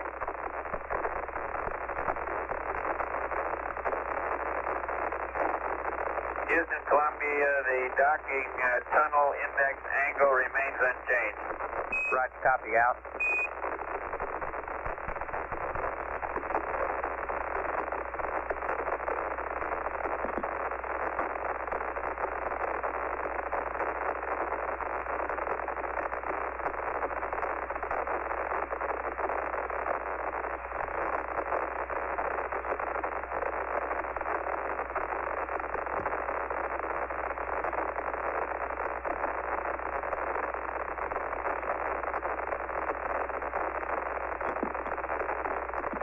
Houston, Eagle is going to secondary transmitter receiver and secondary power amplifier, and I'll check with you in 60 seconds, over. Roger, stand by. We're standing by, over. Okay.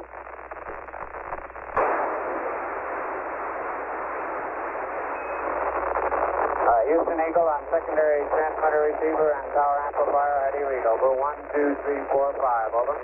Roger, read you 5 by buzz. I'm a 1, 2, 3, 4, 5, 5, 4, 3, 2, 1, out. Roger, that's the same as before. Switching back to primary. Roger.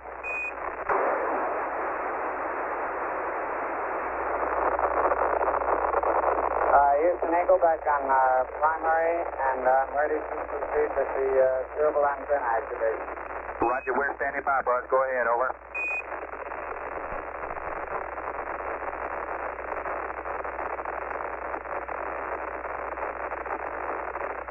And I'll go to biomed rev right momentarily. Roger. Our LEM communications engineer reports that we're on the LEM steerable antenna, which apparently accounts for the quiet communications we're getting at this point.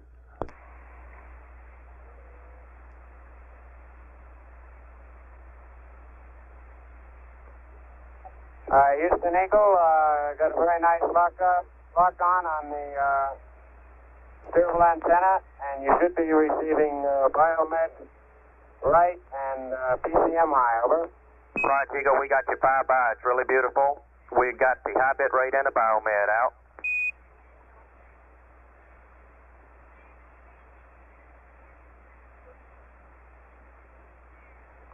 Eagle, Houston, do you copy, over?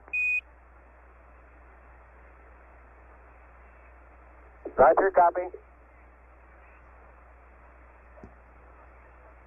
Okay, you got CMP on ARIG 5 and LMP on ARIG 7.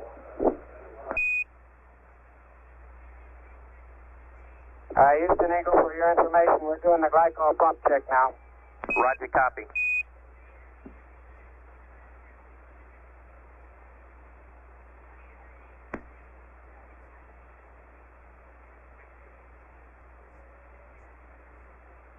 And there's the secondary glycol pump. Roger.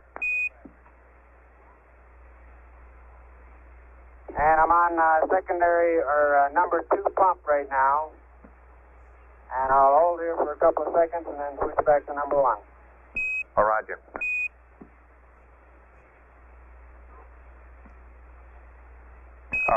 Columbia, Houston, over.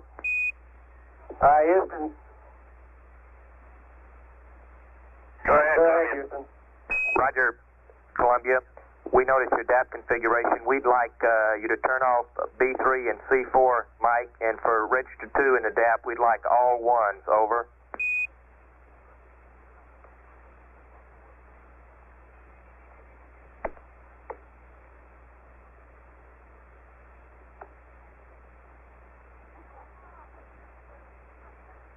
B3 and C4 are both OFF on panel 8, and understand you want, say again what you want to register to.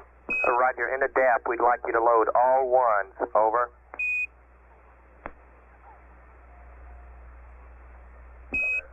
Columbia, Houston, did you hit the command reset around after LOS on the last pass, over? That's affirmative. When we were having difficulty getting you, Charlie, here, I put the command reset to make sure I had control of the high gain. Roger, thank you much. We're in good shape now, over.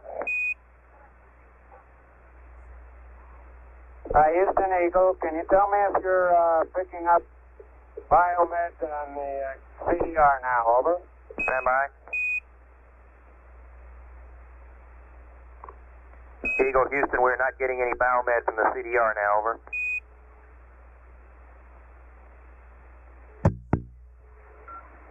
Roger, understand. Eagle, Houston, we got the biomed on the commander now, over.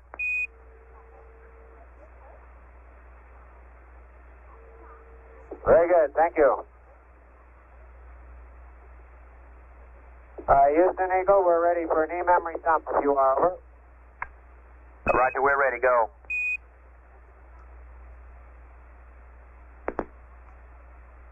Eagle, this is Houston. We see the optics 0 switch on. Before you take some marks, don't forget to cycle it back off and on, and then on, over.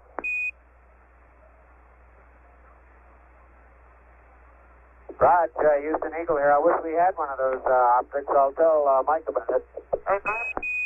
Roger, Columbia, excuse me. Sorry about that. This is Apollo Control. Armstrong is now in the lunar module in Eagle, and the LEM activation and checkout appears to be going along very well, somewhat ahead of schedule. Eagle, Houston, could you give us a hack on the time that you switched to LEM power, and also verify that we're on Glycol pump 1, over?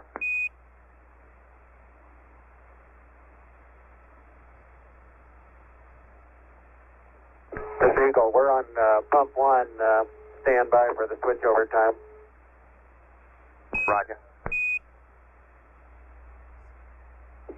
The switch time to LEM power is 95:54:00, over.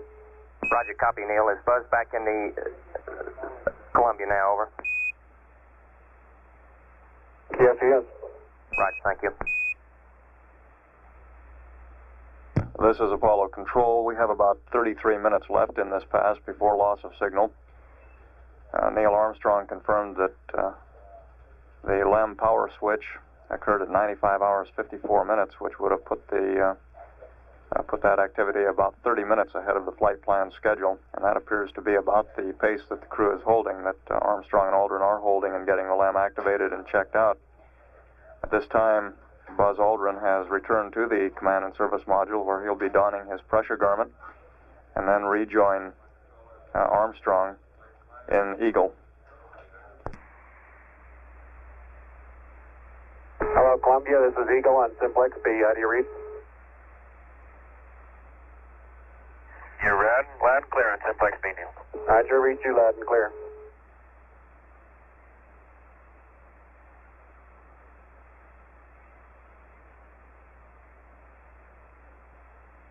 Okay, would you configure for Simplex A, please? Roger, go on Simplex A. Columbia Eagle, how do you read on VHF-A? Reading you loud and clear on A. Roger, read you loud and clear.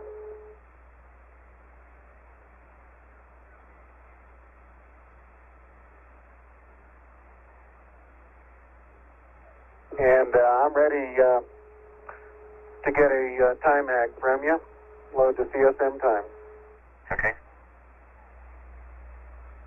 You want the TFM first? Let's get your clock first, and then we'll get TFM. Okay. Give me a time to load. 97:01:30. Correction on that, Neil. 97. I think that 97:03:30.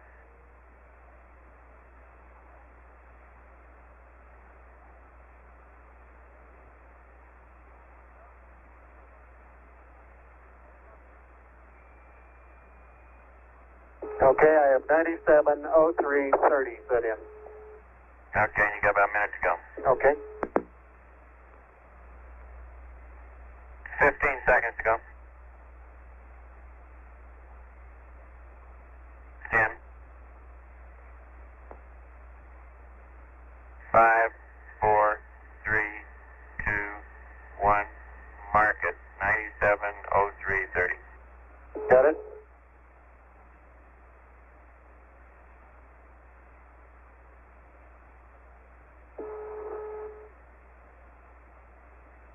Okay, let's do an 0665 on my mark.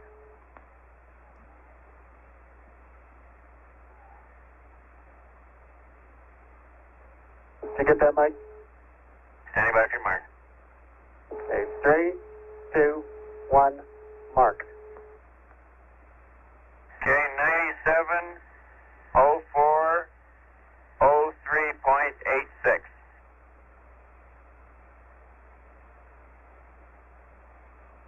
Okay, I'm within 300. That's within our ability to keep together, I think.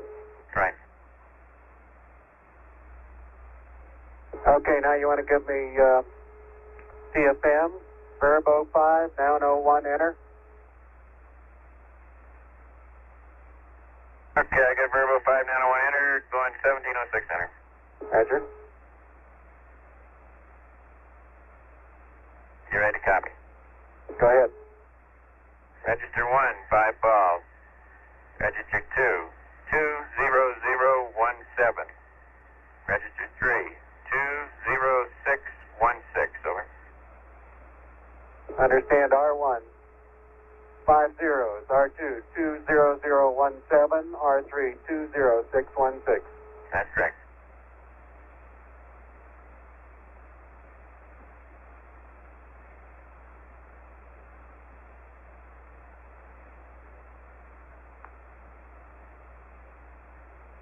And I'm standing by, configured to record your PCM data. And I'm ready to start on a docked IMU course line when you are. And when you're ready, go min deadband at hold. For minimum deadband attitude hold.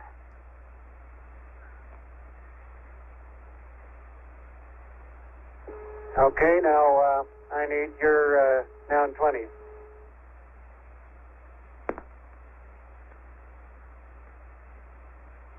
Okay, I got Verbo 6 down 20. Give me a mark liner.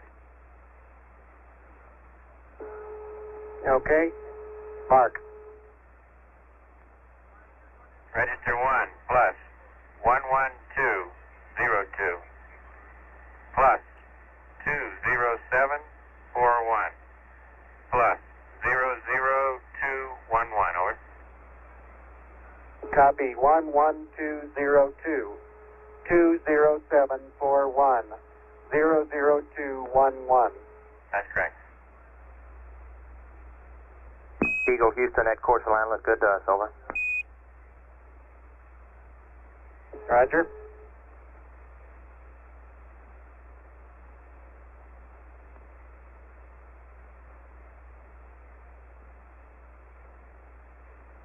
Okay, Mike, your attitude hold no longer required.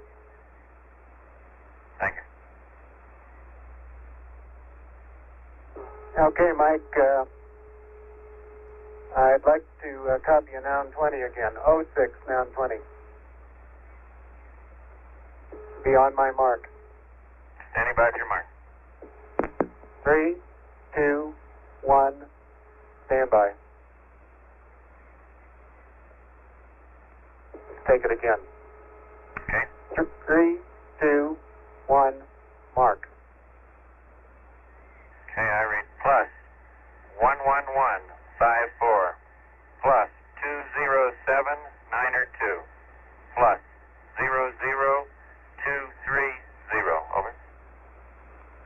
I get one. You get 11154 20792 00230. That's correct. Eagle Houston, Okay, Houston, did you copy? Eagle Houston, we have the angles. I'll read them back, over. For the command module, 11154 20792 00230. For the LEM, 189er 95 02852 35863. Over. That's correct for Eagle and command module. Roger.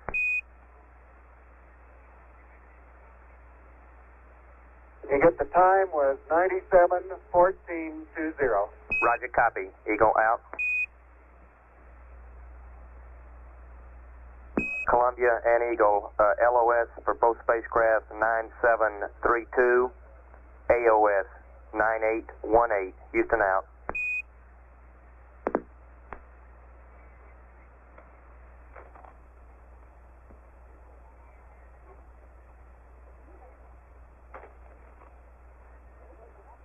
Eagle Houston, we have your gyro torquing angles if you're ready to copy, over.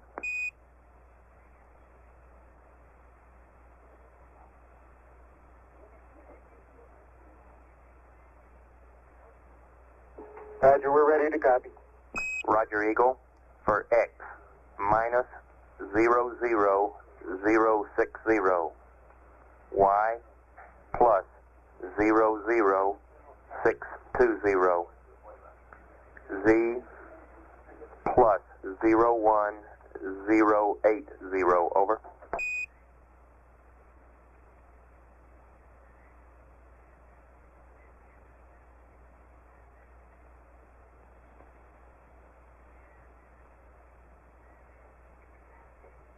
Understand X minus 00060, Y plus 00620, Z plus 01080. Roger, Eagle, good read back out.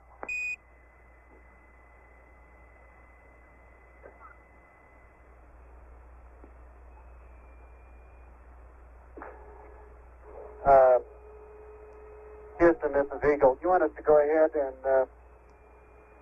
do a verb 42 at this time? Stand by.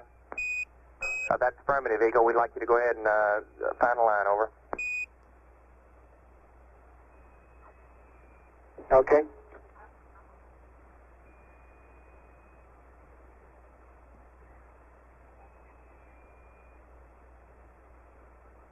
Houston Eagle, LMP, how do you read, over? Raj, 5 by Buzz, how many, over? Oh, loud and clear. I'm going to be going through an ascent battery check. You want to check my biomed briefly, over? Roger, go ahead.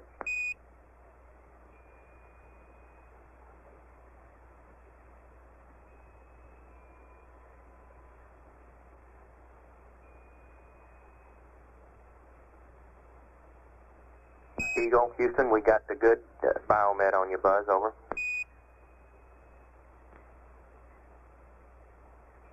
Okay, let me know where it ought to be at this point. Roger, you can stay there at that point. When we go LOS, we'd like you to go off on the biomed, over.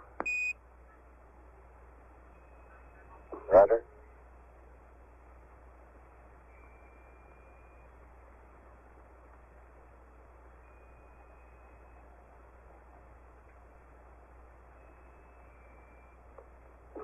You copy those angles, Houston?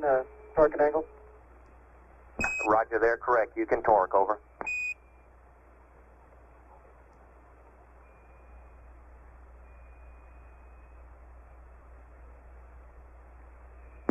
Apollo 11, Houston, we have about 4 minutes to LOS.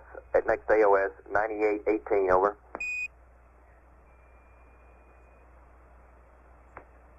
Eagle, Roger.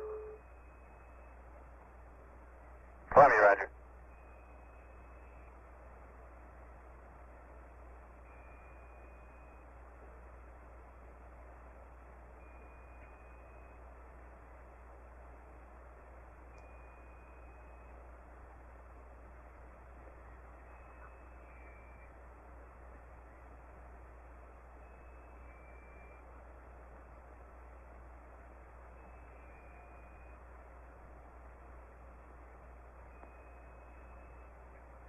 Eagle, Columbia.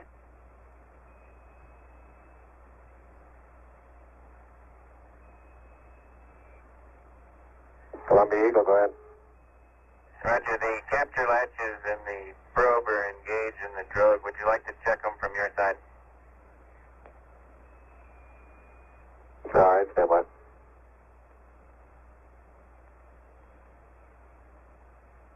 Houston Eagle, ED battery A is 37.0 and battery B is 36.9, over. Roger, copy both of those, buzz, out.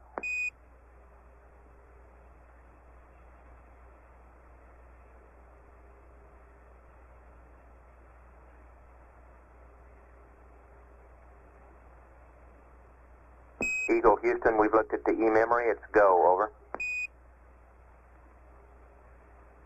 Roger, E-memory, go.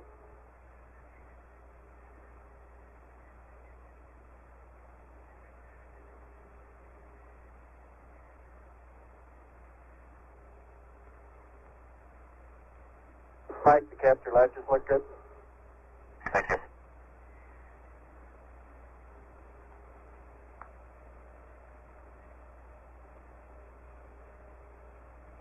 Eagle, Houston, we'd like you to go to the Omni antenna, and next AOS, we'd like you to be in forward, over.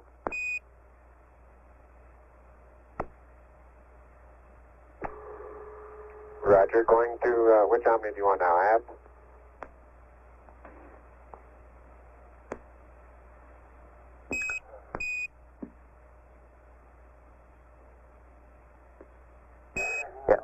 Eagle, Houston, we'd like F now and forward at AOS, over. Roger. This is Apollo Control. We've had loss of signal now. We'll next acquire the spacecraft in about 46 minutes at a ground elapsed time of 98 hours, 18 minutes. During that pass, Armstrong and Aldrin in the lunar module began checking out and activating the lunar module, and they appeared to finish about 30 minutes ahead of the scheduled time in the flight plan. They began early and maintained the pace. Both spacecraft looking very good at this time, and everything progressing very smoothly. On the next revolution, revolution 12, the crew will continue activation and checkout of lunar module systems. The following revolution, revolution 13, they will undock from the command and service module. At 97 hours, 33 minutes, this is Apollo Control.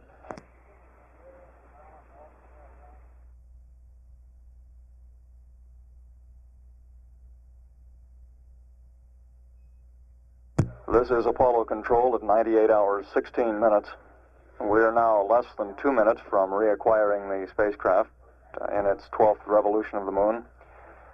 At this time, Armstrong and Aldrin should be completing pressure checks on their spacesuits.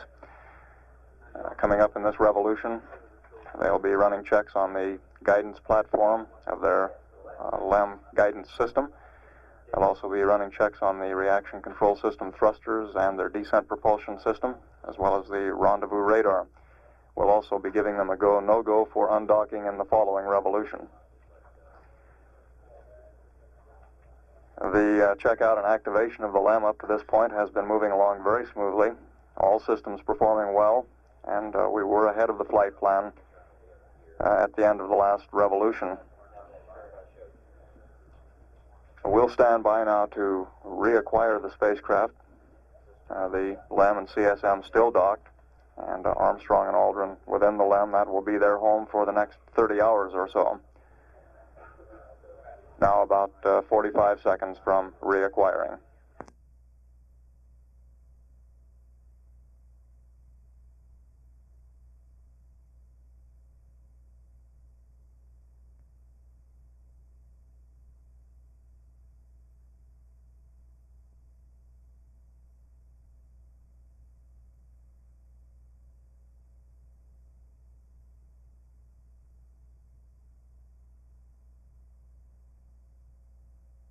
We're now about 15 seconds from reacquisition of Apollo 11. The spacecraft currently in an orbit with an apocynthion of 63.5 nautical miles, a pericynthion of 55.9. As we're continuing to see the apocynthion drop, the pericynthion raise, as the orbit becomes more and more circular.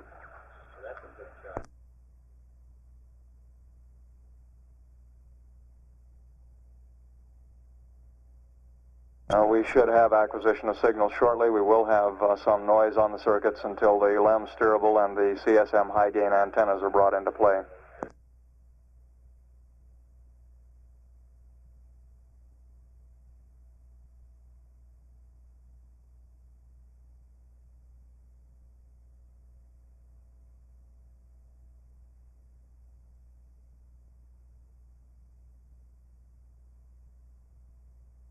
Capcom Charlie Duke putting in a call to the crew. We'll continue to stand by.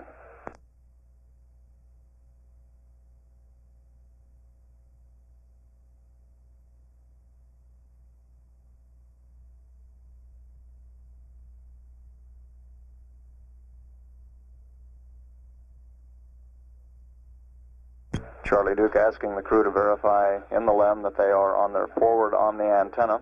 We're still awaiting a lockup and a stronger signal, and we'll continue to have noise on the circuit until we get a stronger signal. We do have telemetry data from the spacecraft at this time.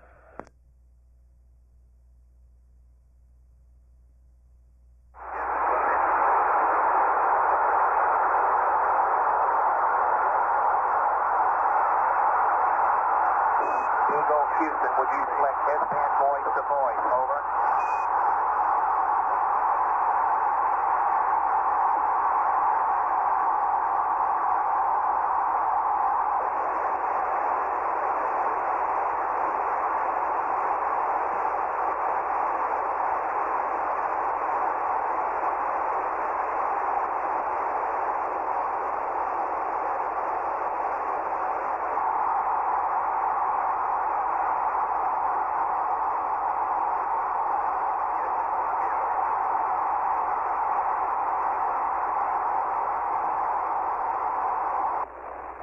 Columbia, downvoice backup, you read?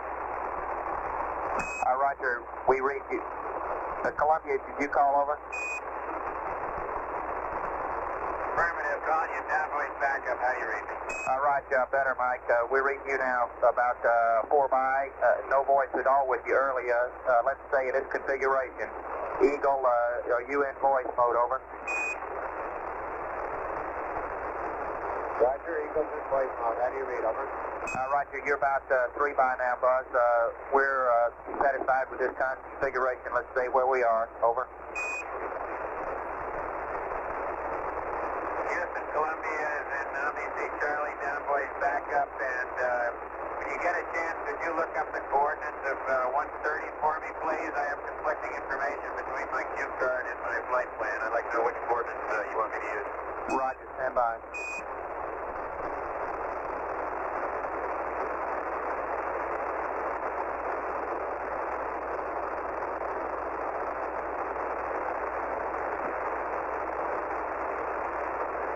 Houston Eagle completed your extension. Okay.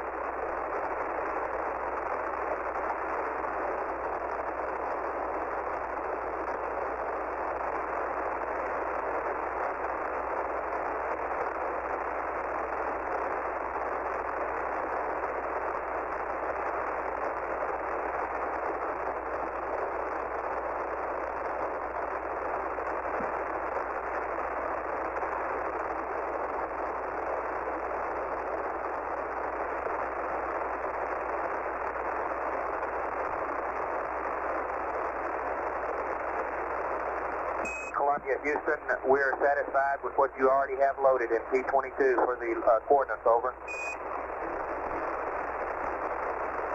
Thank you.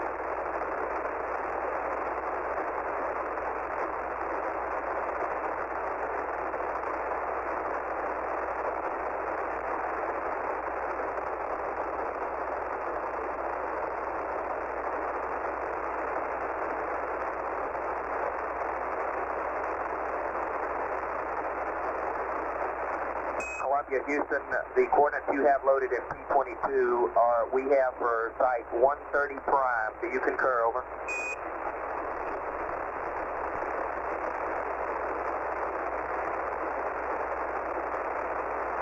I have the coordinates loaded off the cue card, which is for freighter 130.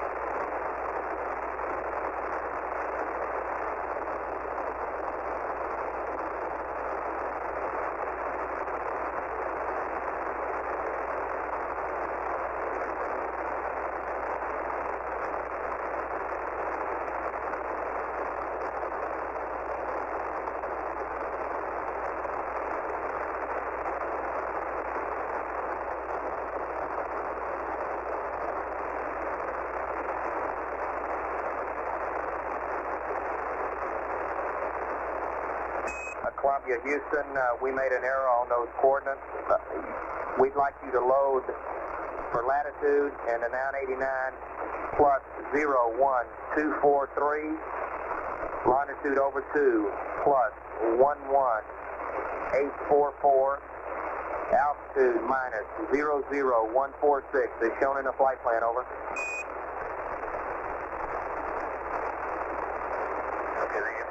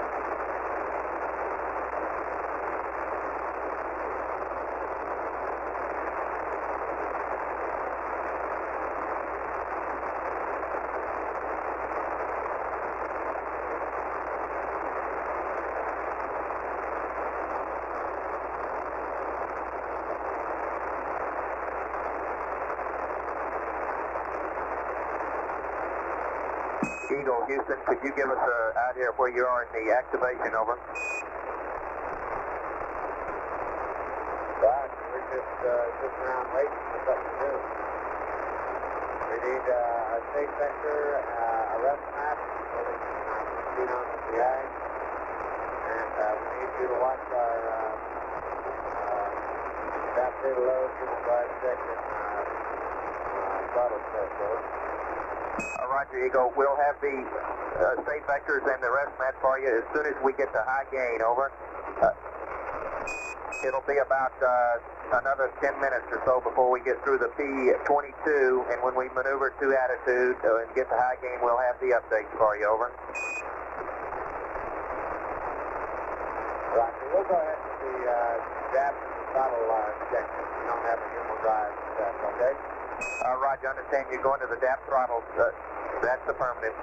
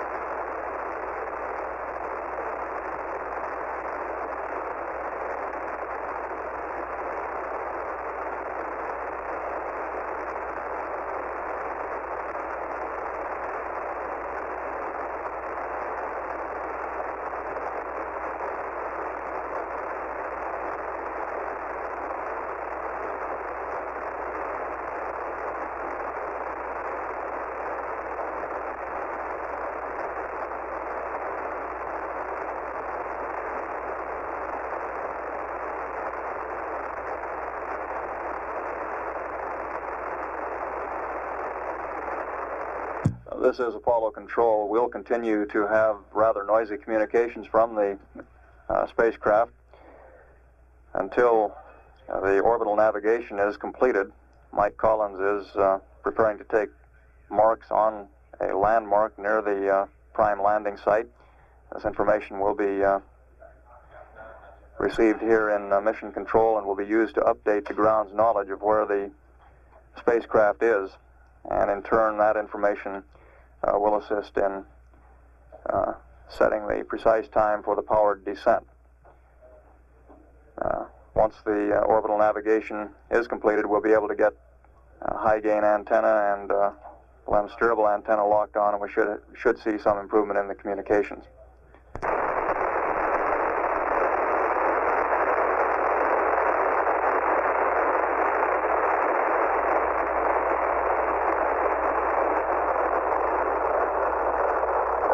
Eagle. Go ahead, Eagle, over. But in accordance with the page 47, step 1, we have the guidance control and steering and motion control pins auto. And of course the circuit breakers are not in on the cluster yet. So when we started through the DAP and completed on noun 46, and we're looking at noun 47 now. Well, we got an RTF PCA light, and we've got 4 out of the 8 other bright colored red flags. I think that this is explained by the fact that we are in fixed and auto, and just unable to fire the cluster load. Roger, stand by. Eagle, Houston, you are correct. The lights are there in the flags because we haven't closed the breakers yet, over. Roger. And Houston, Eagle, are you going to need the high gain before you can look at our GDA position indicator? Stand by. Eagle, Houston, we can see all the throttle data we need. Go ahead, over. I can give you a high bit rate on the optics, if that'll help any. Negative. We have all the throttle data we need. You can say low bit rate. You can proceed through the throttle test. Do not do the gimbal trim, over. Repeat, do not do the gimbal trim. Roger, understand. Houston Eagle, we're ready to pressurize the RCS, over. Stand by.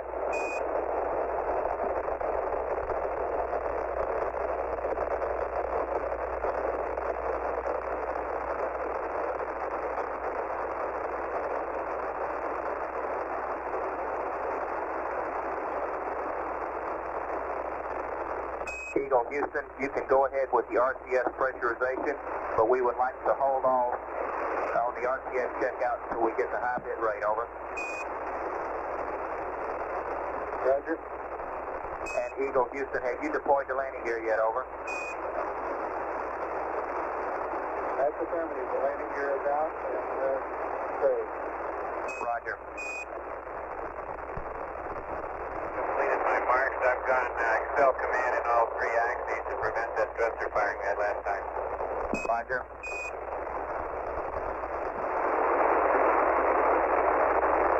Mike Collins reporting that he has completed the marks for landmark tracking. We also got a report from the LEM that they have deployed the landing gear. That report came at 98 hours, 45 minutes.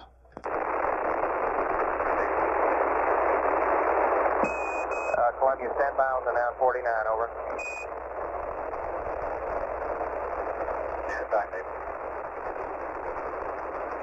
All right.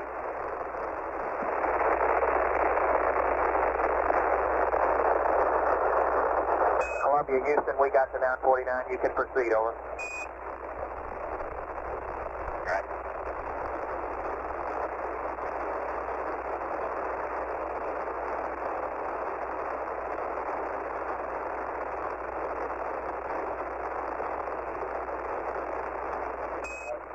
Corrected, Eagle, Houston, we see the master arm. You can go ahead and press. We see the press now, over. Roger. That's good. Roger, Buzz. If you got, would like, I got your ag support constants, over.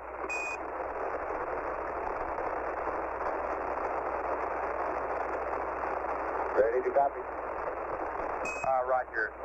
For your ag, address 224 plus 60267.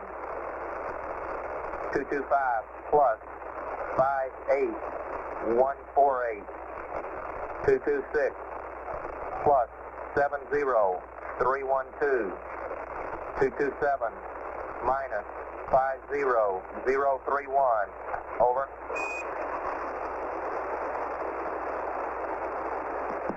Roger. 224 plus 60267. 225 plus 58148.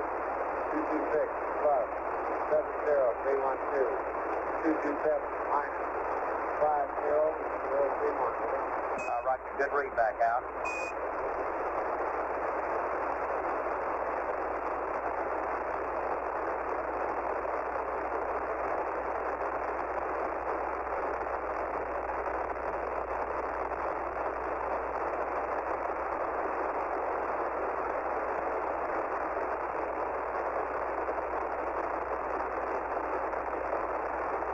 Eagle, Columbia, MIP-22 is complete. I'm continuing this maneuver to ag and cow attitude. Roger, fine. We copy. Roger. Eagle, Columbia, your high gain angles are corrected. Eagle, Houston, your high gain angles are 165 pitch. Y'all 66, over.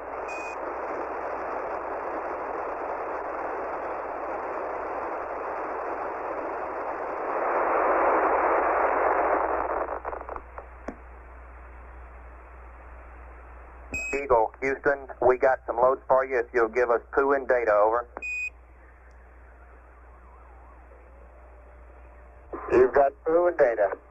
Roger, we got both of you on the high gains now. It sounds great now, over. Columbia, right. Columbia, Houston, I have a SEP pad if you're ready to copy, over.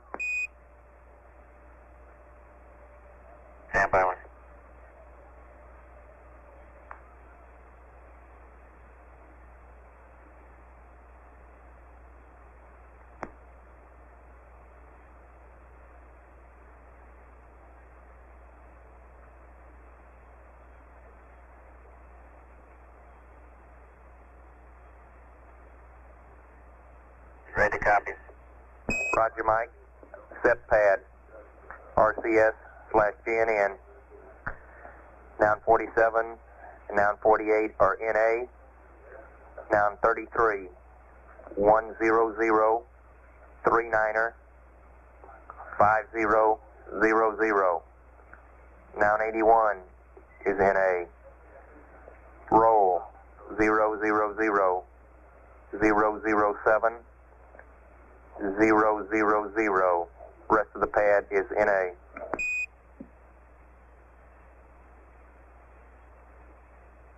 Hey, SEP RCS GNN at a TIG of 139.50. Roll 0, pitch 007, yaw 0. Roger. Good read back.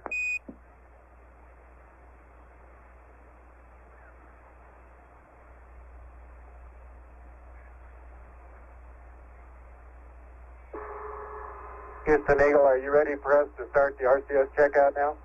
As soon as we finish the uplink, stand by 1, over. Okay.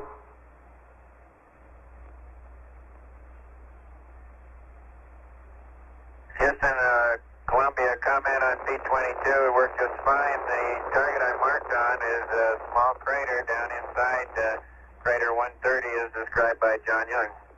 Roger, we copy.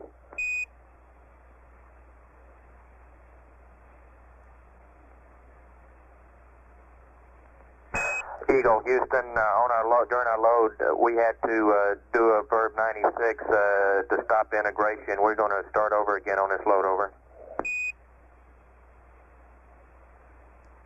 Eagle, Roger. And Eagle here, I have read out address to the AGS 404, 405, 406, and I had believed that 405 and 406 would both be all zeros, and I would propose maybe that I reset them to 0. I realize that 404 should be a negative number, and it is minus 13495, over. Roger, copy.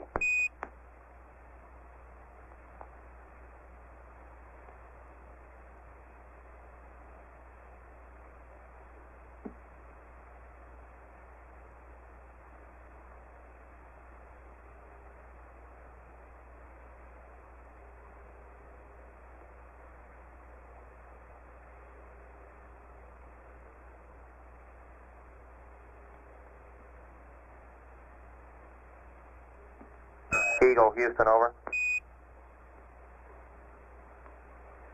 Go ahead. Buzz, we got, the only thing we're missing here is the drift check. After we finish our load, we'd like you to do the drift check with Columbia, over. Echo.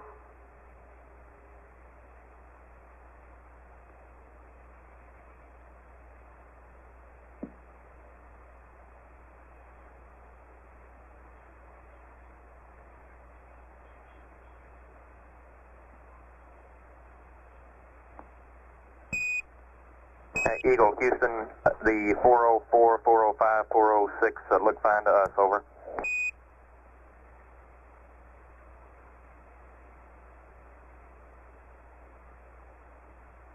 Roger, I'm going to be setting them to 0 for the undocking.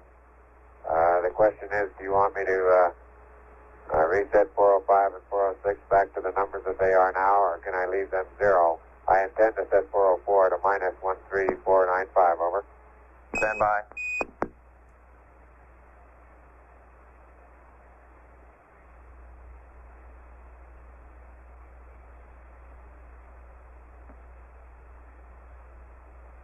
Eagle, Houston, we would like you to 0, as called out in the timeline, all 3 addresses 404, 405, 406 before undocking. After undocking, you can load them back to the values that you have right now, over.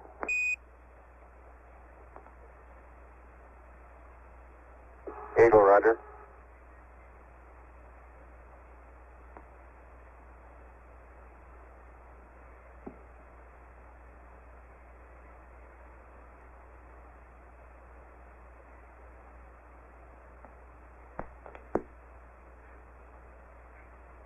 And Houston Eagle here. Both RCS helium pressures are reading 2,900, over. Copy, out.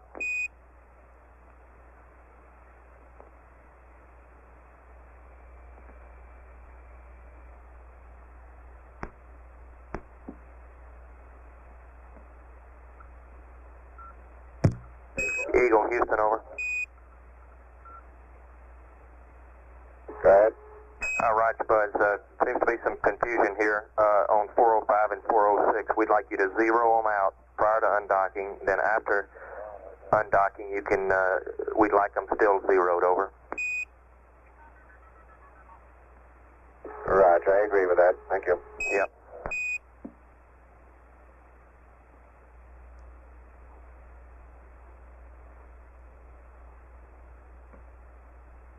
Eagle, Houston, we got the load in. We have reselected poo. Your integration is going again for you. The computer is yours. We'd like to do the drift check now, over. Roger, inward. Columbia, let's look at an 0620 when you're ready. Standing by for your mark, Neil.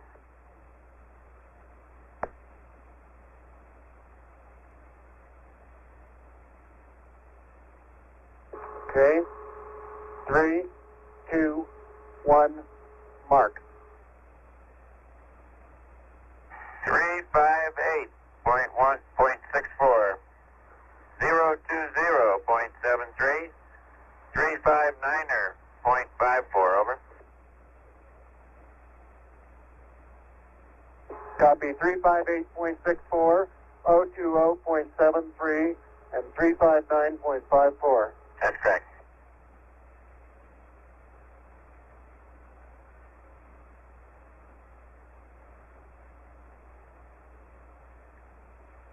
Eagle, Houston, we've copied the angles. I will read back if you're ready, over. Go ahead. Right, Neil. For Columbia, 35864, 02073, 359er54.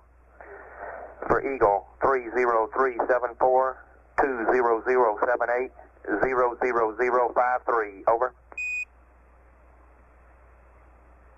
That's correct, and GET was 99 hours and 4 minutes even. Roger, copy, out.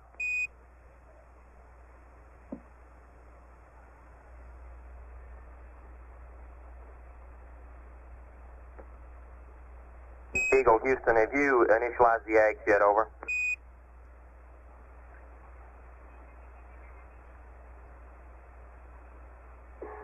Negative, I haven't had a tape vector yet. Roger, Buzz, have you done the 377 yet? Roger, standing by for your K vector. Roger, stand by.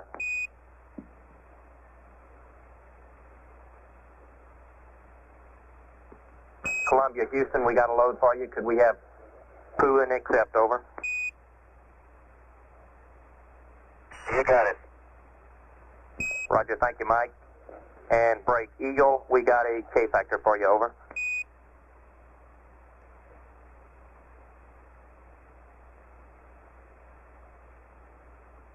Roger, ready to copy. Raj, Buzz, K factor coming at you. 9000000015, over.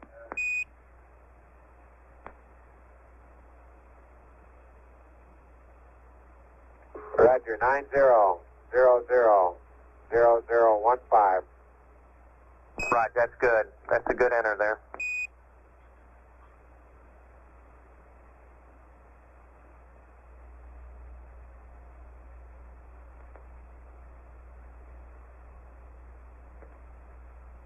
Eagle, Houston, we recommend the AGS initial, well, we see it coming up now, the AGS initialization, over. Roger.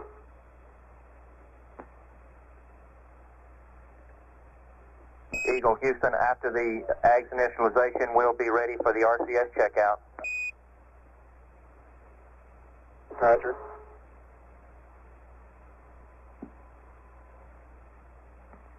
Columbia, Houston, we got the load in. You can go back to block. Thank you.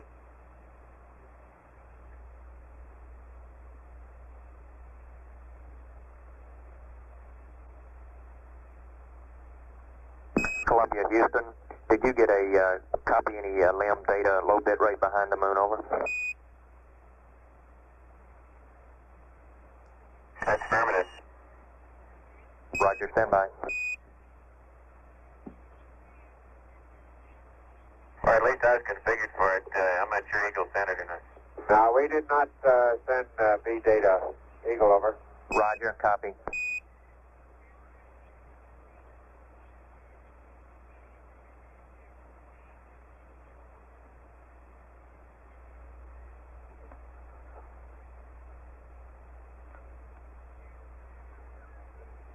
Eagle, Houston, the alignment and the initialization look good to us, over.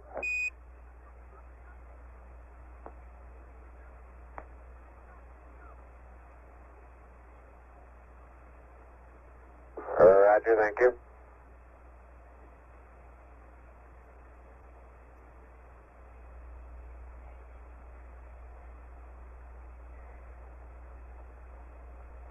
Apollo 11, Houston, LOS at 9930, next AOS 10016, over.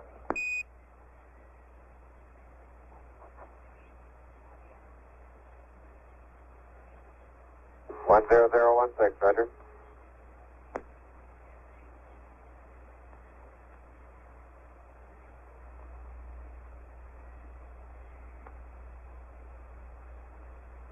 Eagle, Columbia, let me know when you come to your RCS hot fire check so I can disable my roll.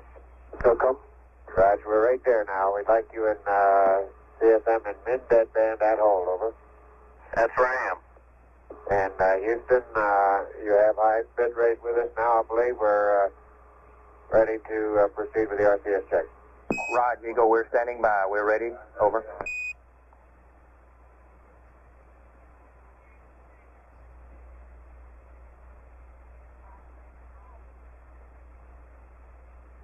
Columbia, we'd like wide deadband at hold, over. Okay, going wide, deadband at hold.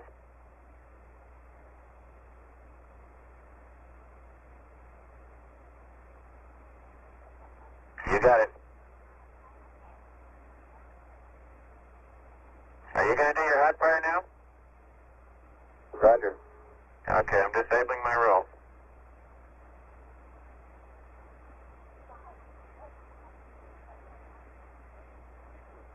Roll is disabled. Roger.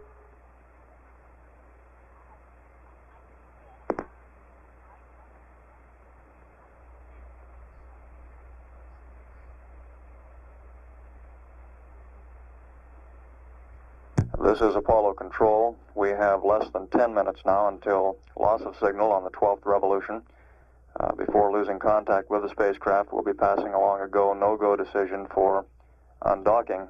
That will occur early on the next revolution, just prior to reacquiring the spacecraft.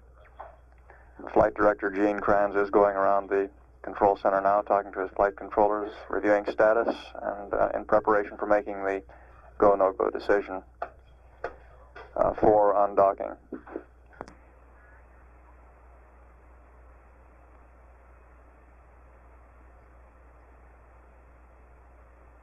I do believe you got thrusters on board that vehicle.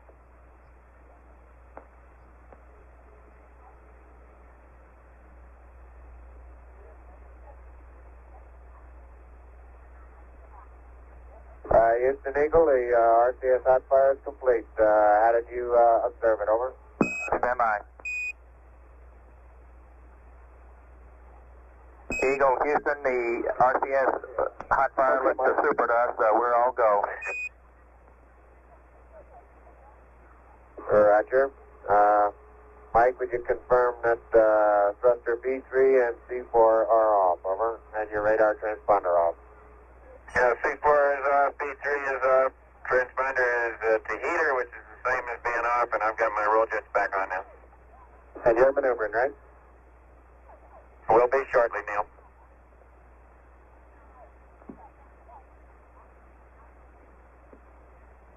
Apollo 11, Houston, we are go for undocking, over. Roger, understand.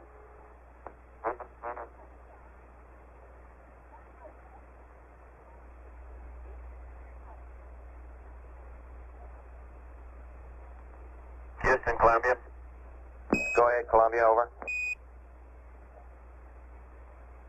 Roger, there'll be no television in the undocking. I have all available windows either full of heads or cameras, and I'm busy with other things.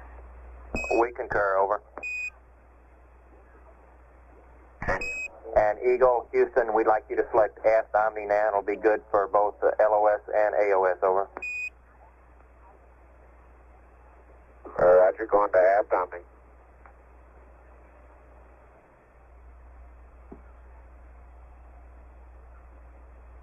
This is Apollo Control. We've had loss of signal now. We'll reacquire the spacecraft again on the 13th revolution in about 45 minutes. At the end of this pass, we passed along the go for undocking. That maneuver will occur just before we reacquire the spacecraft on the 13th revolution, and will be followed in about 30 minutes later by a small separation maneuver performed by Mike Collins in the command module. The checkout of the LEM has been going extremely well, up to now ahead of schedule, and both vehicles look very good. At 99 hours 31 minutes, this is Apollo Control, Houston.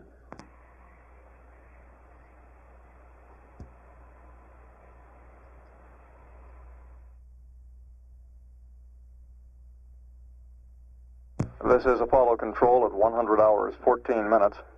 We're now less than 2 minutes from reacquiring the spacecraft on the 13th revolution. When next we hear from them, the lunar module should be undocked from the command and service module. We're presently about 25 minutes away from the separation burn, which will be performed by Mike Collins in the command module to give the LEM and the CSM a separation distance at the descent orbit insertion maneuver of about 2 miles. We have some times on the upcoming events. The separation maneuver is scheduled to occur at a ground elapsed time of 100 hours 39 minutes 50 seconds.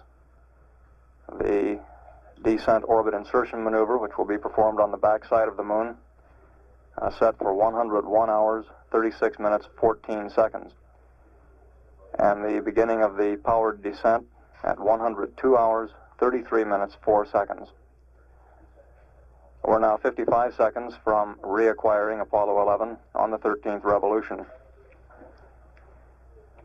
During this revolution, we will be doing the separation maneuver. We'll also be giving the crew on the lunar module a go, no-go for the descent orbit insertion maneuver. We'll stand by now to reacquire the spacecraft.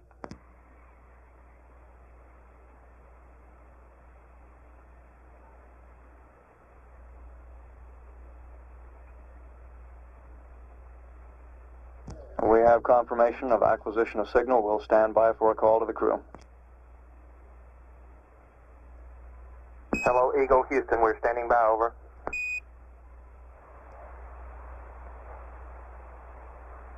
Eagle, Houston, we see you on the steerable, over.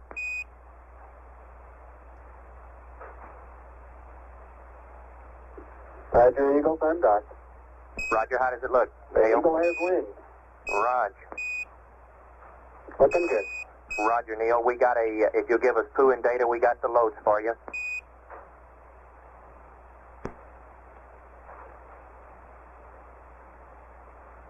Okay, you've got it, poo and data.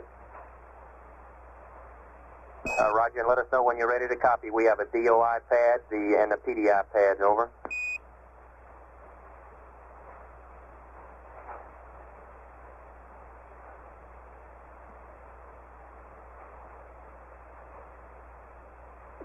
Can you check our tracking light, Mike? Okay, I'm ready to start my yaw maneuver if it suits you, Mike. It looks like you're going to be able to Do this without firing any thrusters, Mike?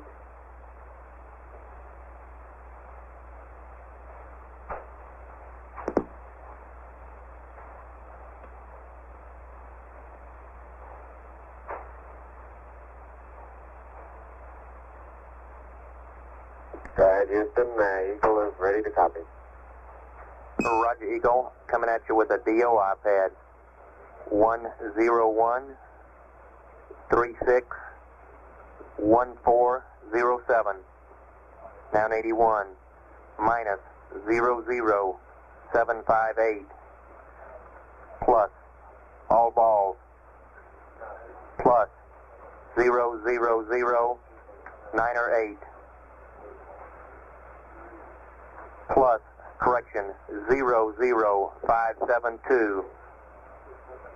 Perigee, plus 00085. 00764. 030. 0002993. Now 86. Minus 00759er. Plus all balls. Plus 00090. Rest of the pad is NA. Stand by on your readback. If you're ready to copy the PDI data, I have it for you. Over. Go ahead. Understand you're ready to copy the PDI data, Eagle. Over. That's affirmative. Go ahead with the PDI. Roger. PDI pad. TIG 102330436. 09er50. Minus 00021. 182. 287. 000.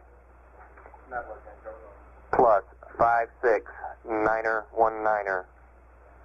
PDI abort, less than 10 minutes. 105 12 3000. PDI abort, greater than 10 minutes. 103 40 0000. 107 11 3000. No PDI plus 12. 102 44 2700. Noun 81 plus 0 1 2 2 3. Minus all balls. Plus 0 1 8 8 9er. 0 1 5 2 0. Plus 0 0 1 1 0. 0 2 2 5 0. Burn time 0 4 6. 0 0 0. 1 9er 0. Plus 0 1 1 8 7. Plus all balls. Plus 0 1 9er 1 1. Noun 11 103 31 07 00. Noun 37 105 12 3000. Ready for your readbacks. Over.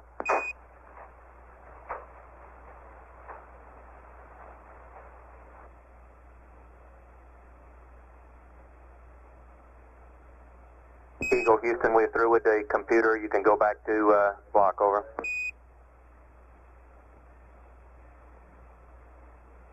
Roger, back to block and DOI 101 36 1407. Minus 00758. Plus all zeros. Plus 00 09er 8. 00572.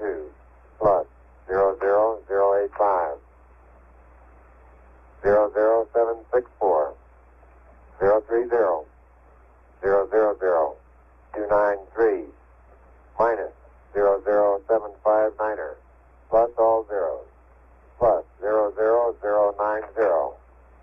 NA, over. That was a good readback, Buzz. So go ahead, over.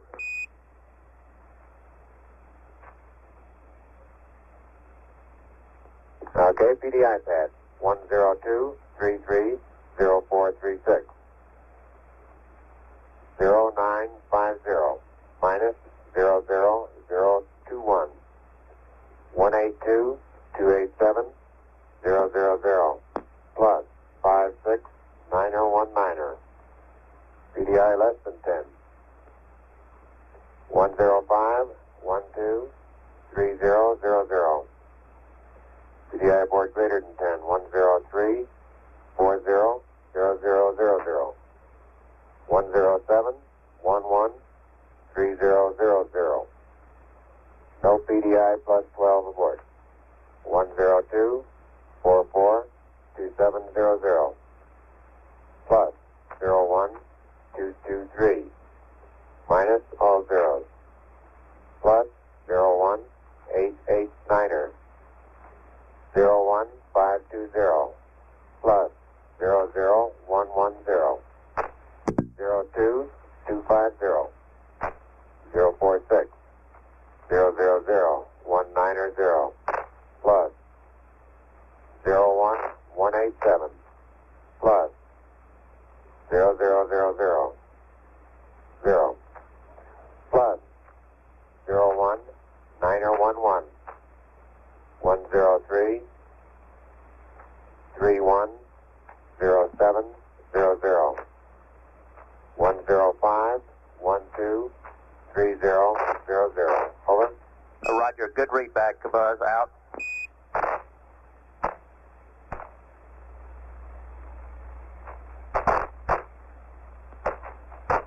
Neil, I'm maneuvering and roll. Roger, see you. Houston Eagle, are you copying the really large numbers for range and range rate in Verb 83? And did you just give us a state vector that changed one of the two vehicles, over? Roger, Eagle, we gave you a LIM state vector. We have not changed to CSM state vector, however, over.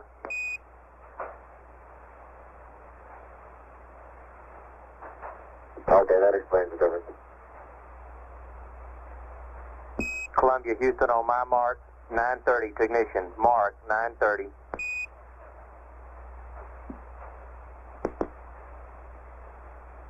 Eagle, Houston, would you have Columbia go to the high gain yaw 0 pitch minus 20, over?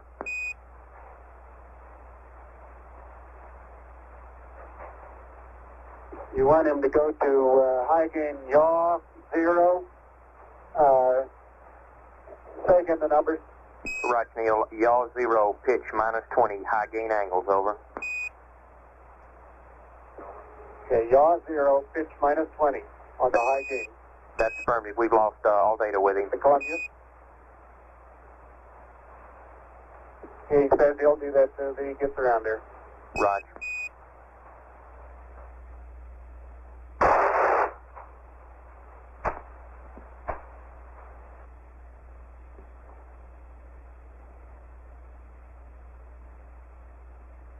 Columbia, Houston, how do you read? Columbia, Ridge 11, clear, Houston, help me. Roger, Mike, 5 by on my mark, 7 minutes till ignition. Mark, 7 minutes. I agree. Everything's looking real good. This is Apollo Control. We're now 6 minutes, 8 seconds from ignition. And Houston, you're looking good for separation. You're a go for separation, Columbia, over. Columbia, understand. We're really stabilized, Neil. I'm firing a thruster in 5 minutes. Gonna make a small trim maneuver.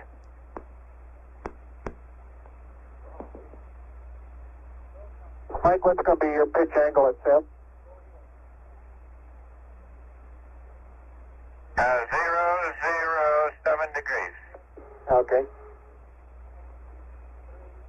That close enough for you, or you want to do a couple decimal points? No, that's good. Like you got a fine looking flying machine there, Eagle, despite the fact you're upside down. Somebody's upside down. Here you go, 1 minute till take. You gotta take care. See you later. Thrusting. Houston, Columbia, my ISKI is reading 4.9. In X, 5.0 make it, and EMS 105.4, over. Roger, copy, Columbia. Looks good to us, over. Columbia, Houston, we'd like you to terminate average G, over.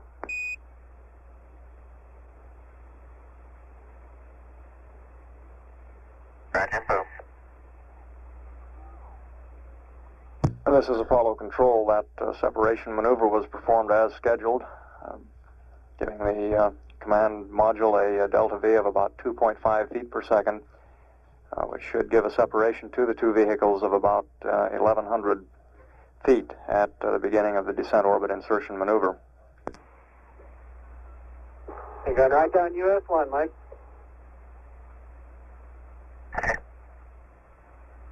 Eagle, Columbia, at your convenience, I'd like to switch over to VHF ranging mode. Roger, let's go to VHF ranging now. Okay, Marcus. Eagle, Columbia. I'm reading you loud and scratchy. Neil's not coming through too well in his box. Could you stay quiet for 15 seconds while I get this locked on? I got a solid lock on. I have you 0.27 miles. Eagle, Houston, we got a state vector for you. We'd like Pooh and data, over. You have it. Thank you, sir. Columbia, Houston, we have a CSM rescue pad if you're ready to copy, over. Ready to copy. Roger, Mike. Phasing TIG. 103 40 00 00. TPI for PDI less than 10. 105 12 30 00. TPI for PDI greater than 10. 107 11 30 00. Over. Roger. Ticks follow. Phasing 103.40. PDI less than 10. 105 12 30. More than 10. 107 11 30. Over. Good read back out. Eagle, Houston, when you're ready to copy, I have a lunar surface data pad for you, over.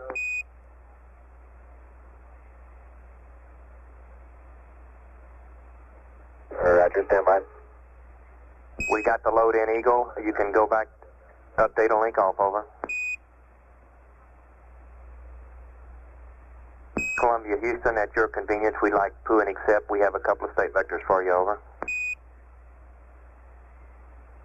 Okay, going to Pooh and accept, and I just got some unexplained roll thruster activity. I might have bumped the hand controller. Roger. We'll look at it out. Look at this. And Eagle is ready to copy lunar surface data card. Raj, Buzz. Starting with the T2. T2 TIG. 102 54 29er 00. 103 51 56 00. 106 37 35 00. 109er 10 00 00. In the remarks, T2 occurs at PDI plus 21 26. T3 time, correction, T3 TIG, 104, 39er, 4100, 001, 58, 1500, 001, 58, 5400, 911, 105, 36, 2300, 107, 11, 3000. Ready for your read back, over. Roger, T2, 102, 54, 2900, 103, 51, 5600, 106, 37, 3500, 109, 100000. T2 is PDI plus 2126. T3, 104, 39er, 4100, 001, 58, 1500, 001, 58, 5400, 105, 36, 2300, 107, 11, 3000. Over. Raj, good read back, Eagle, out. Put your tracking light on, please. It's on, Mike. Thank you. Columbia, Houston, we got the load in. You can go back to block, over.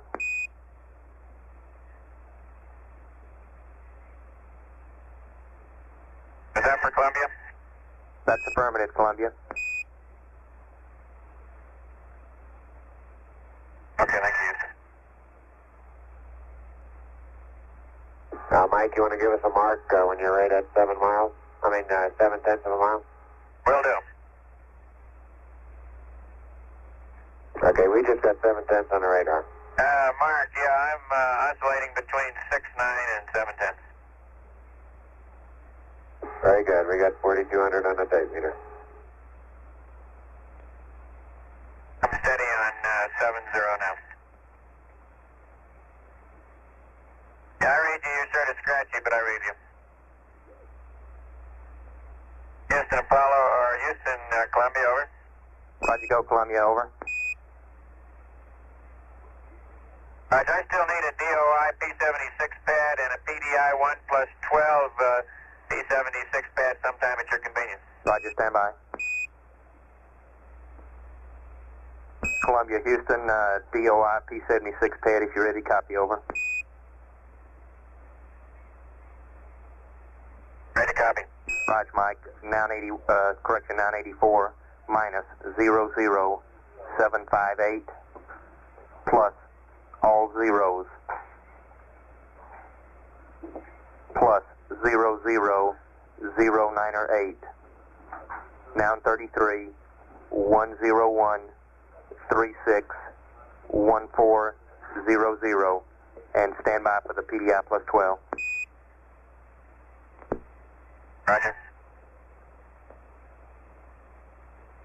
Columbia, Houston with the PDI plus 12, noun 84 if you're ready to copy.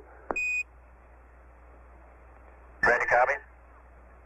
Roger, noun 84 plus 01223 minus all zeros plus 01889er. Noun 33 102 442700. PDI plus 12 burn time is 046. Burn time for DOI is 030. Ready for your read back, over.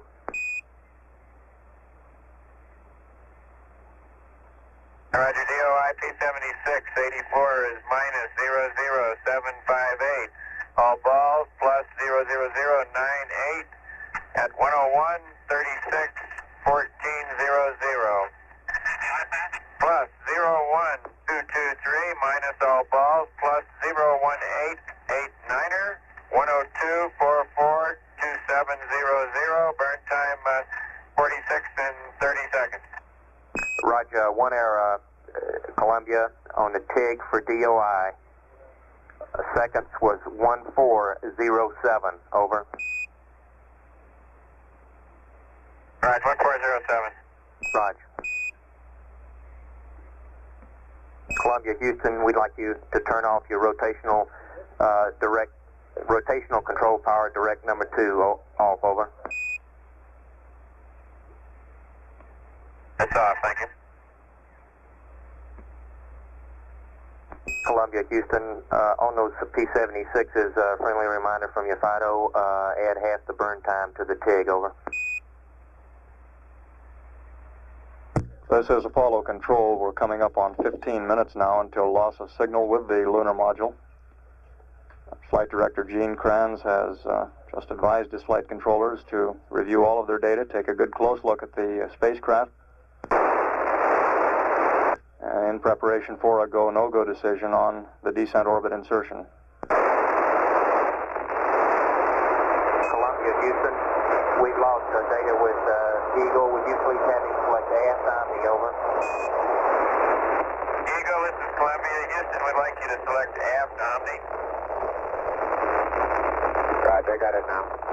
Houston, you reading Eagle now on aft Omni? That's affirmative, Eagle, reading you 5-by. Columbia, Houston, we'll have LOS at 10128. AOS for you, 10215, over. Thank you. Eagle, Houston, it appeared to us when you're doing the P-52 maneuvering, the S-band high gain went into the stop. Verify that both S-band breakers are in, over. Roger, I think I caught it to 90-0 before it went there. The one on this side's in, and I'll check the other later. Okay, thank you, Buzz. Eagle, Houston, you're a go for DOI, over. Roger, go for DOI. Do you have LOS and AOS time? Roger for you, LOS 10128. AOS 10216, over. Roger, copy. And Buzz, S-band steerable update for you on the angles at AOS 219er and yaw 30, over. Roger, that's in the flight plan. Thank you. Houston, Columbia, how all the systems looking? Say again, over. Just wanted to get a system check from you sometime prior to LOS. Roger. Houston, Eagle, you are torquing ankles, now 93 on 4 zeros and a 3 are minus 00292 plus 00289 minus 00094. Roger, copy, stand by. Roger, Eagle, you can torque it, over.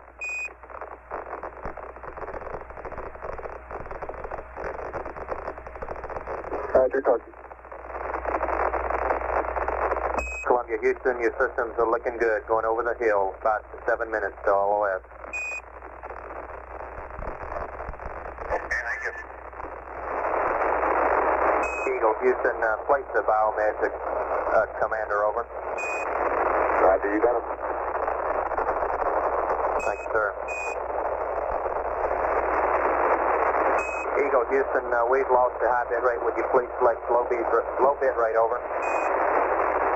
And Eagle, on my mark, we'll have 12 minutes till ignition, over.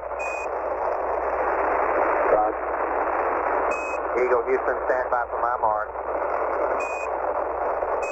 Mark, 12 minutes till ignition. Pretty copy. Columbia, Eagle, Houston, 3 minutes, LOS, both looking good, going over the hill. Columbia, right. Eagle, right.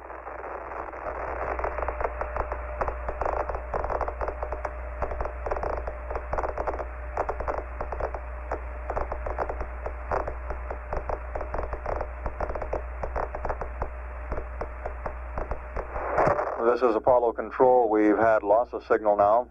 The spacecraft Eagle has been given a go for descent orbit insertion. That maneuver to occur in 7 minutes 40 seconds.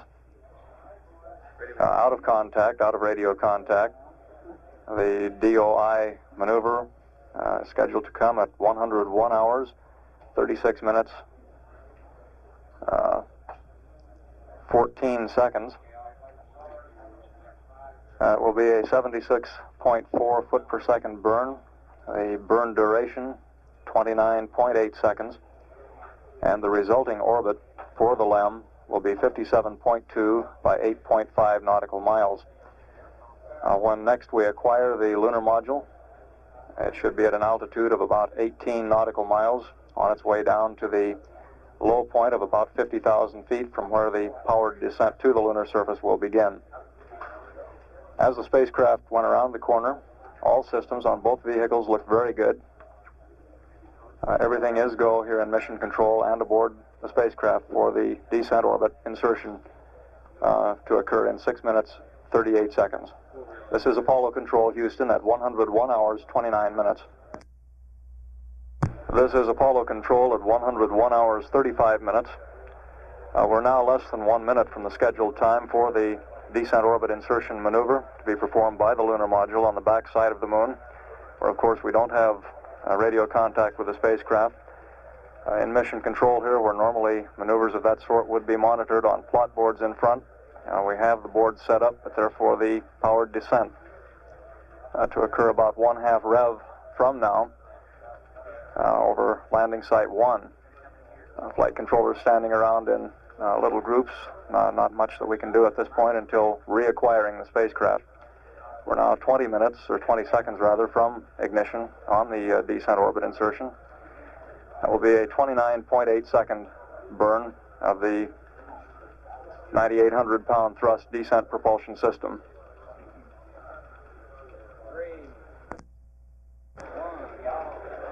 We should be burning at this time. The result of this maneuver will be to put the spacecraft into an orbit 57.2 by 8.5 nautical miles. It would remain in that orbit until powered descent. We should have cutoff by this time. That should have completed the descent orbit insertion maneuver. And we would expect to reacquire the command module first. Command module acquisition time is 102 hours, 14 minutes, 38 seconds. That will be just about 2 minutes prior to the time that we will reacquire the lunar module. LEM acquisition time is 102 hours, 16 minutes, 25 seconds. That is about 37 minutes, 20 seconds from now on the CSM, and about a little less than 2 minutes longer than that for the LEM. At 101 hours, 37 minutes, this is Apollo Control, Houston. This is Apollo Control at 101 hours, 54 minutes. We're now about 20 minutes, 45 seconds from reacquiring the command module on the 14th revolution. The time until the ignition for the powered descent is 38 minutes, 55 seconds.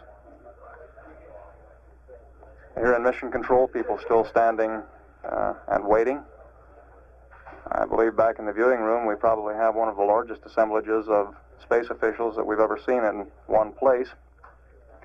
Included among the viewers are Dr. Thomas Paine, NASA Administrator, Jim Elms, Director of the Electronics Research Center at Cambridge, Dr. Abe Silverstein, Director of NASA's Lewis Research Center, Rocco Petrone, Director of Launch Operations at Kennedy Space Center is there. From Marshall Space Flight Center, we have Dr. Werner von Braun, the Director, and his Deputy, Dr. Eberhard Ries. Also a large number of astronauts, including Tom Stafford, Eugene Cernan, Jim McDivitt, and John Glenn. We also see Dr. Kurt Davis, Director of the Kennedy Space Center, and Dr. Edgar Courtright, Director of the Langley Research Center, Dr. Stork Draper, Director of the Massachusetts Institute of Technology Instrumentation Laboratory, is also in the viewing room. Here in the control room proper, down on the floor, a number of astronauts, including Pete Conrad, Fred Hayes, Jim Lovell, and Bill Anders, and Donald K. Slayton, Director of Flight Crew Operations at the Manned Spacecraft Center. Sitting beside us in the back row of consoles here is Dr. Robert Gilruth, Director of the Manned Spacecraft Center. Farther down along the lines, General Sam Phillips, Director of the Apollo program. Also, Chris Kraft is here, Director of Flight Operations at the Manned Spacecraft Center, and George Lowe, the Apollo Spacecraft Program Manager. We also see in the back viewing room Secretary of the Air Force, Siemens, and many others whom I'm sure we can't see through the glass. We're now 18 minutes, 10 seconds until reacquisition of the spacecraft. Ignition for the powered descent to the lunar surface is 36 minutes, 30 seconds away. At 101 hours, 57 minutes, this is Apollo Control, Houston.